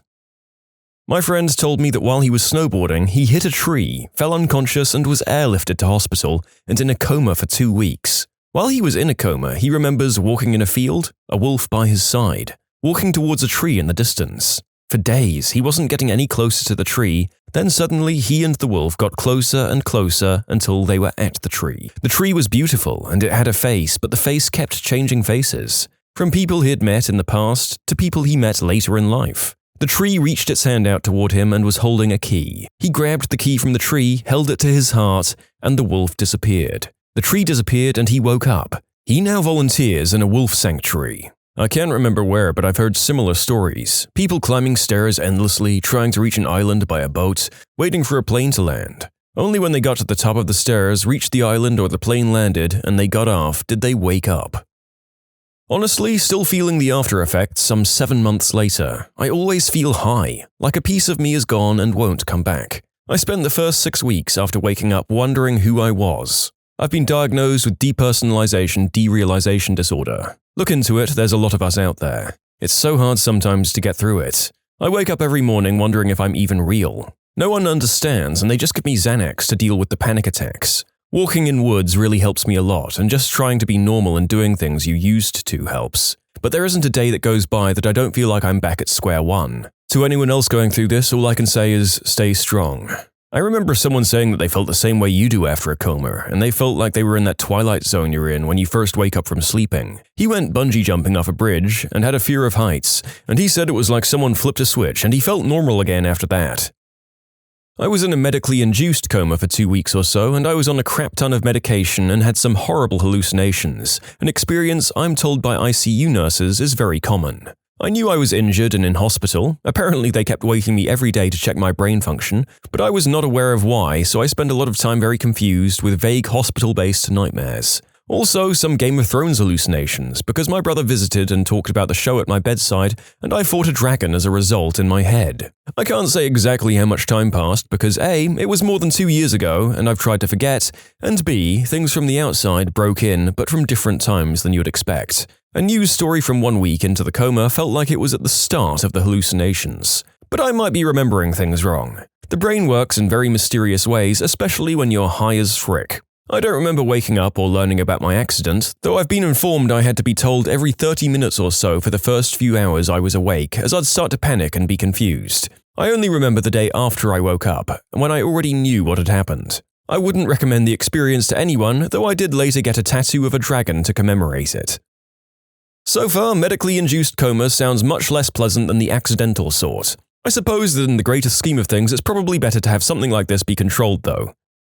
I was born 3 months early and spent the first 6 weeks of my life alternating between an NICU incubator and ice baths for the extreme prolonged fever. Although I obviously survived a difficult infancy, my immune system is questionable at best. I've suffered from unexplained fevers, FUO, fevers of unknown origin, off and on throughout my life. When I was 19, I contracted an often fatal infectious disease. My parents were traveling out of the country, so I was home alone, and by the time I realized that I needed medical attention, I couldn't move. It was during this period that I began to slip in and out of consciousness. My older brother lived a few blocks away with his wife and kid. He was trying to be cool and let me party my butt off while my parents were gone, but after 3 days of radio silence, he started to get worried and came to my house to check on me. He found me in my bed, unconscious and radiating heat. He carried me down the stairs, put me in his car, and burned rubber to the ER. He broke 2 of my bones while doing this, but seeing as how I was 6'1", 180 pounds, and literally unconscious, it's not surprising. And before you ask, I have no freaking idea why he didn't just call 911 and let the paramedics do it. I was in hospital for 11 weeks, completely unconscious for 3 of them, and in and out of consciousness for 7 weeks. I have 6 or so extremely disjointed memories that, according to my brother and parents, take place over the next 3 weeks. One was of the sheer panic that ensued in the ER once they got a diagnosis and were trying to quarantine me and everyone who'd touched me. Another was of my parents standing over me weeping. There's absolutely no chronology to my memories themselves, but based on third-party accounts, I've been able to piece together the timeline of what happened to me. The moment that my parents stood over me weeping was right after the doctors told them to go home, get rest, and hit the funeral home the next morning to make my final arrangements. They were standing there weeping, trying to decide what to do, if listening to the physician was the right call. When I opened my eyes and looked around for less than 1 minute before slipping away again. That was all the time they needed to decide, screw that doctor, this is our kid. They never gave up and literally never left me alone again for the duration of my hospital visit. Remember those fevers I mentioned, the ones that I'd had since birth? Yeah, it turns out that a dangerously high, prolonged fever is what killed the virus I had. It also gave me thermal brain damage, but never mind, I'm alive. Just slightly dumber. If you've ever been under general anesthesia, you'll know what a coma is like. That's a kind of medically induced coma. If you haven't had that, it's not even like sleep. You're awake 1 minute and waking from surgery the next, with no awareness of what's happened in between, unless you wake up during surgery. That happened with me last time. I was having chest surgery. I tried to sit up on the operating table. Scared the crap out of the med students. No pain, just confusion, and I went back under pretty fast. Yes, some people do have different experiences with comas, and some people experience floating above their body under anesthesia and hallucinations and delusions. When I come out of anesthesia, I'm violent. Everyone is different, but the majority of people who've been in comas say it's the same thing as going under for an operation. This is kind of what I thought being in a coma was like. When I had surgery, the thing I was most worried about was going under general anesthesia, just because I'd never done it before. I had the needle put into the vein, the nurses were all joking around, no, I don't care that the anesthesia I'm getting is the same thing that killed Michael Jackson. Then I was wheeled into the operating room. They opened the tube and I felt the coolness of the anesthesia going into my vein, then nothing until I was waking up in the recovery room. No wakefulness, no hearing voices, and no passage of time. Simply nothing. Yeah, when I had my wisdom teeth out, my memory is exactly, so we're going to put this in your arm here and we'll put you under in a minute. The procedure went well. It was like I blinked. Kinda terrifying, actually. Like every moment I could just wake up and be somewhere else. I feel like it would be really confusing if you had accidentally gone into a coma. Holy crap, I never thought I'd tell this story. I was in a car accident at 19 and in a coma for 3 months. A couple of weird things happened. First, I was fully aware of everything for a couple of days before actually waking up. I couldn't open my eyes or move or talk, but I heard and felt everything.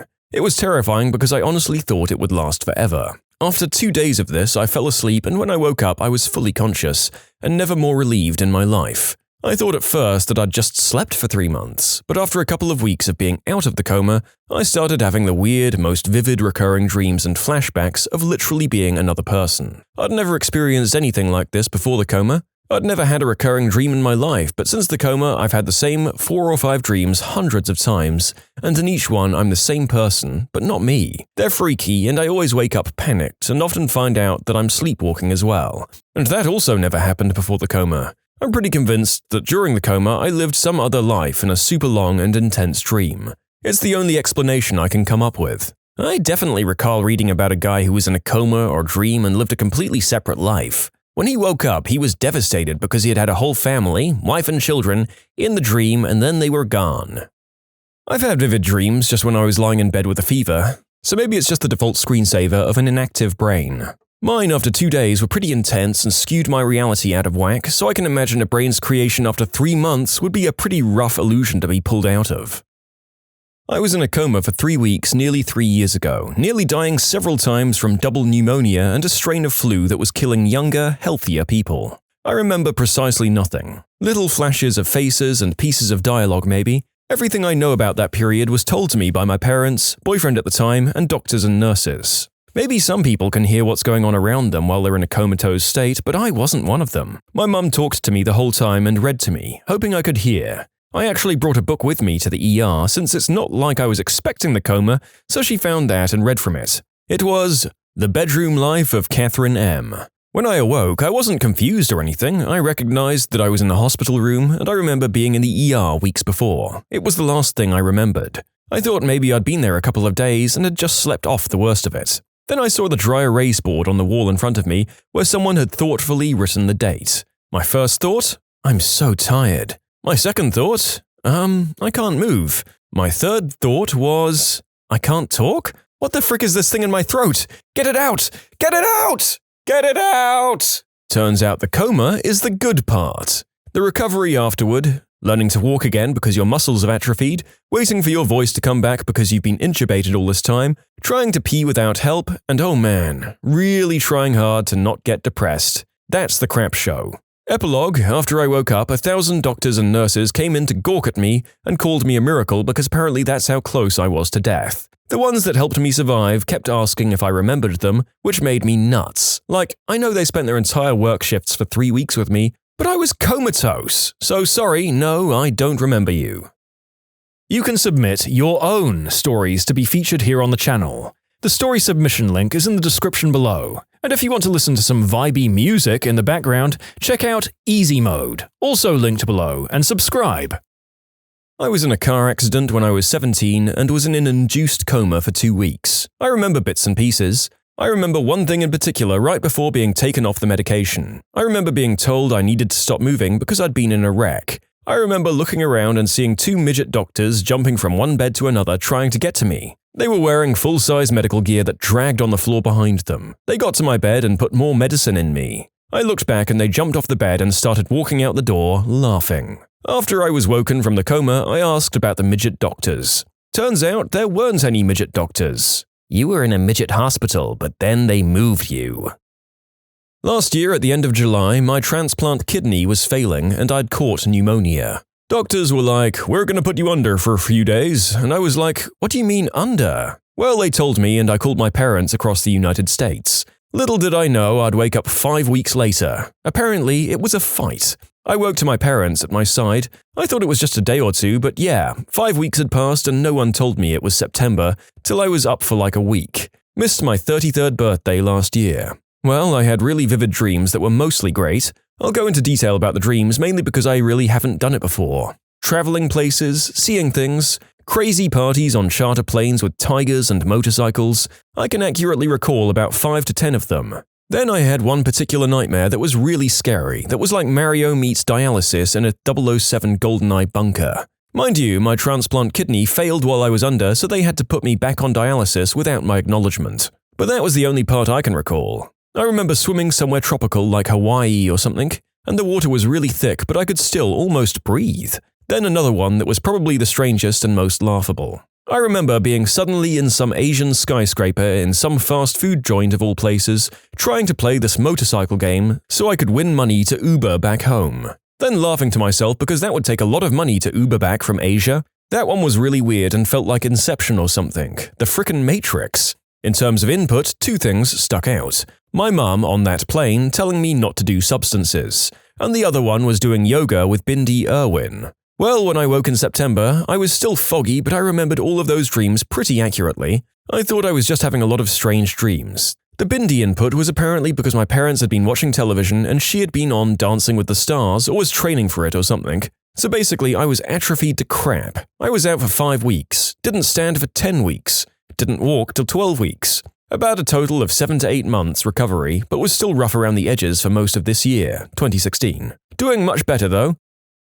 It was the single most horrible 2 weeks of my life. I was put in a coma for 2 weeks and I heard everything. I screamed at myself to wake up, but I couldn't move at all. I stared at my eyelids for 2 weeks, screaming to get up, but was completely paralyzed. I heard my family at my bedside. I felt my girlfriend brushing my hair out of my eyes. I felt the nurse give me a dry bath, but I couldn't move. It was the worst experience of my life. I had surgery. It was 9.5 hours. I didn't wake up. I have one memory of a nurse slapping and screaming at me in the recovery room, then nothing. It was like a TV that was unplugged. The next thing I knew, I woke up to a priest saying last rites over me. I'm not Catholic. I croaked at him to F off because I wasn't going to die. He flees. A nurse comes running in and says I've been in a coma for 4.5 days. I experienced nothing. I was here and then I was gone. Then I was back and it was instantaneous. There was no sensation of the passage of time for me. Who invited the priest? It seems weird that he just showed up. Oh my God! The devil has risen! Flee! Well, it sounds like our friend here lived out a low-budget Exorcist sequel upon returning to the world of the living. I wonder if that priest aged a few years from the shock. Mine was like a really long, vivid dream. Like me in my own body performing these actions that I know have happened before, but all I can do is spectate. Like replaying a video. I pretty much relived entire chunks of my life ranging from hours to days long. I was out for a month. I was in a medical coma due to going septic from a kidney stone. Previous to the coma, I was basically in a room and every time I fell asleep, a crash cart and doctors woke me up. They brought me to surgery and I woke up a week later, but during the coma, I was having a nightmare that was so real that when I did come out of it, I was convinced it happened to me. I dreamt that I was transferred from the hospital to a doctor's house to recover. They had me in a recliner that I couldn't sit up from, and there was a fireplace with a TV in front of me. In the dream, it was someone's birthday at the doctor's house, and any time I called out to ask for help, I was treated roughly and rudely. When I did wake up, I noticed a few things in my room resembled the dream. The bed I was in made it nearly impossible to move. Although my legs were useless and I had to relearn to walk, the room had glass windows in front of me and on the side. And there was a nurse that I remembered that was the only nice person in my dream. My husband said that I seemed lucid and he would ask me questions and get answers. But I don't remember any of that. I went in the night of my son's birthday at the end of July and got out mid-August. It was hell. In 2008, I had to undergo a series of operations to remove a brain tumor that was very close to my brainstem. After the first operation, I'd apparently developed some sort of trouble regulating my blood pressure, and it kept spiking and falling. So the decision was made to put me into a coma. This has never been explained to me, and my memories are very hazy. If any neurologists or neurosurgeons here could tell me the logic, I'd love to hear it. What I mostly remember is having a bad night where I couldn't sleep, because the nurse kept fiddling with my IV. My dad was there, but I had no sense of anything that was wrong. I was just tired. Finally, I fell asleep. When I woke up, I was very weak and sore. It felt like I'd slept for 14 hours, but it was something like 12 days. I have no memories of the interim at all. Just like surgery, 1 second you're there and 1 second you're waking up. You never even know that you're gone. In a weird way, this settled all of my fears of death, too. Either the lights go out and we literally never know it, or there's some sort of eternal reward or punishment. If it's lights out, well, I've been there and there's nothing to fear. If it's a reward or punishment, Pascal's wager applies. Since there's no way to know which belief system is right, pick the one that works for you, don't be a butthole, and pray. Although I've never been in a coma, I did go through an experience which is one of the strangest things to happen to me. When I was 19, I visited my aunt during the summer holidays. I was playing my cousin's PlayStation, although I was tired from the journey since I didn't get any proper sleep on the bus and had been awake for over 24 hours. I suddenly started getting an epileptic seizure and fainted. My mum and aunt screamed and tried to wake me up. The neighbors came in, hearing the noise, and took their car to take me to the hospital. They brought me to the hospital and I didn't regain consciousness until almost 3 hours later. The crazy part is this, which my aunt told me later, was that when I lost consciousness, I was still able to get up, put on the jacket and get out the door and in the elevator, get in my car, sat on my way to the hospital, opened the door of the car and walked into the hospital before collapsing on the bed. I had absolutely zero recollection of any of this after I regained consciousness. I was in a coma after a car accident where I sustained a brain injury. The last thing I remember was pulling out of my friend's driveway a couple of times away from where we got into the accident. The next thing I remember was waking up in the hospital a few days later. No passage of time, no angels, no meeting with a god who sent me back, just literally nothing in between those two memories, just waking up in a hospital bed. On top of this, I suffered from anterograde amnesia for 11 months after the accident. Though I was conscious and functioning in daily life, I didn't retain any long-term memory. The last thing I remember, albeit briefly, is waking up in the hospital in July 2005. My next clear memory I know I remember is around the time I graduated high school in June 2006. I don't remember anything about my senior year. Sometimes people tell me stories about stuff I did, and it seems like it could have happened to me, but I don't actually recall it firsthand. My mum said one night I showed up at home with a ripped shirt and scratches, and someone's weave in my hand. No idea what happened. I don't think we'll ever know. Not me personally, but a friend of a friend whose story is semi-famous. He's an avid, venomous snake collector with a formidable collection. One day he was handling his king cobra, which decides to make a go at him and nips him in the arm. He assumes it's a dry bite and isn't worried about it, but starts to head toward the hospital just in case. Halfway there, he starts getting very dizzy and sweating profusely. He has to pull over and lay down in the grass because it gets so bad. Calls 911 at this point, and an ambulance gets there in a few minutes to find him struggling for breath. They get to the hospital when the search for antivenom begins, but the only Cobra antivenom nearby was expired. They have a guy fly some in from a neighboring state, but the guy's respiratory system shuts down before the antivenom gets there. Cobra toxin kills people by paralyzing their diaphragm, so luckily they were able to keep him alive by intubating. He was in a coma for 2 or so weeks, and although paralyzed completely, he could hear everything going on, including his family trying to decide whether or not to pull the plug. How crazy. My girlfriend, recently passed, was in a coma from late January to mid-February of this year. She experienced a complete different reality in which someone named Benny saved her from freezing to death on a city bus and gave up his life in the process. She slowly realized it wasn't real after awaking from her coma. But 2 weeks after awakening, I asked her who she liked more, Benny or myself. She thought about it for a bit and said, "Well, he did save my life." Mid-March, when she was released from hospital, she would still tear up when thinking about Benny. I was in a 5-day coma when I was 17, 2013. I was hit by a car and fractured my skull. I don't remember the impact of the accident, but I remember being pulled into a grass yard. I remember the ambulance doors closing. I remember getting to the hospital, and then I woke up. There was no concept of time, and I ended up losing a bit of my short-term memory, as well as having to relearn how to walk. When you subscribe, make sure to hit the bell to turn on notifications. Put the playlist on in the background to finish listening to all the stories, or if you want some vibey music to put on in the background, check out easymode. If you like Am I the Genius, give Am I the Jerk a shot. Everything linked in the description.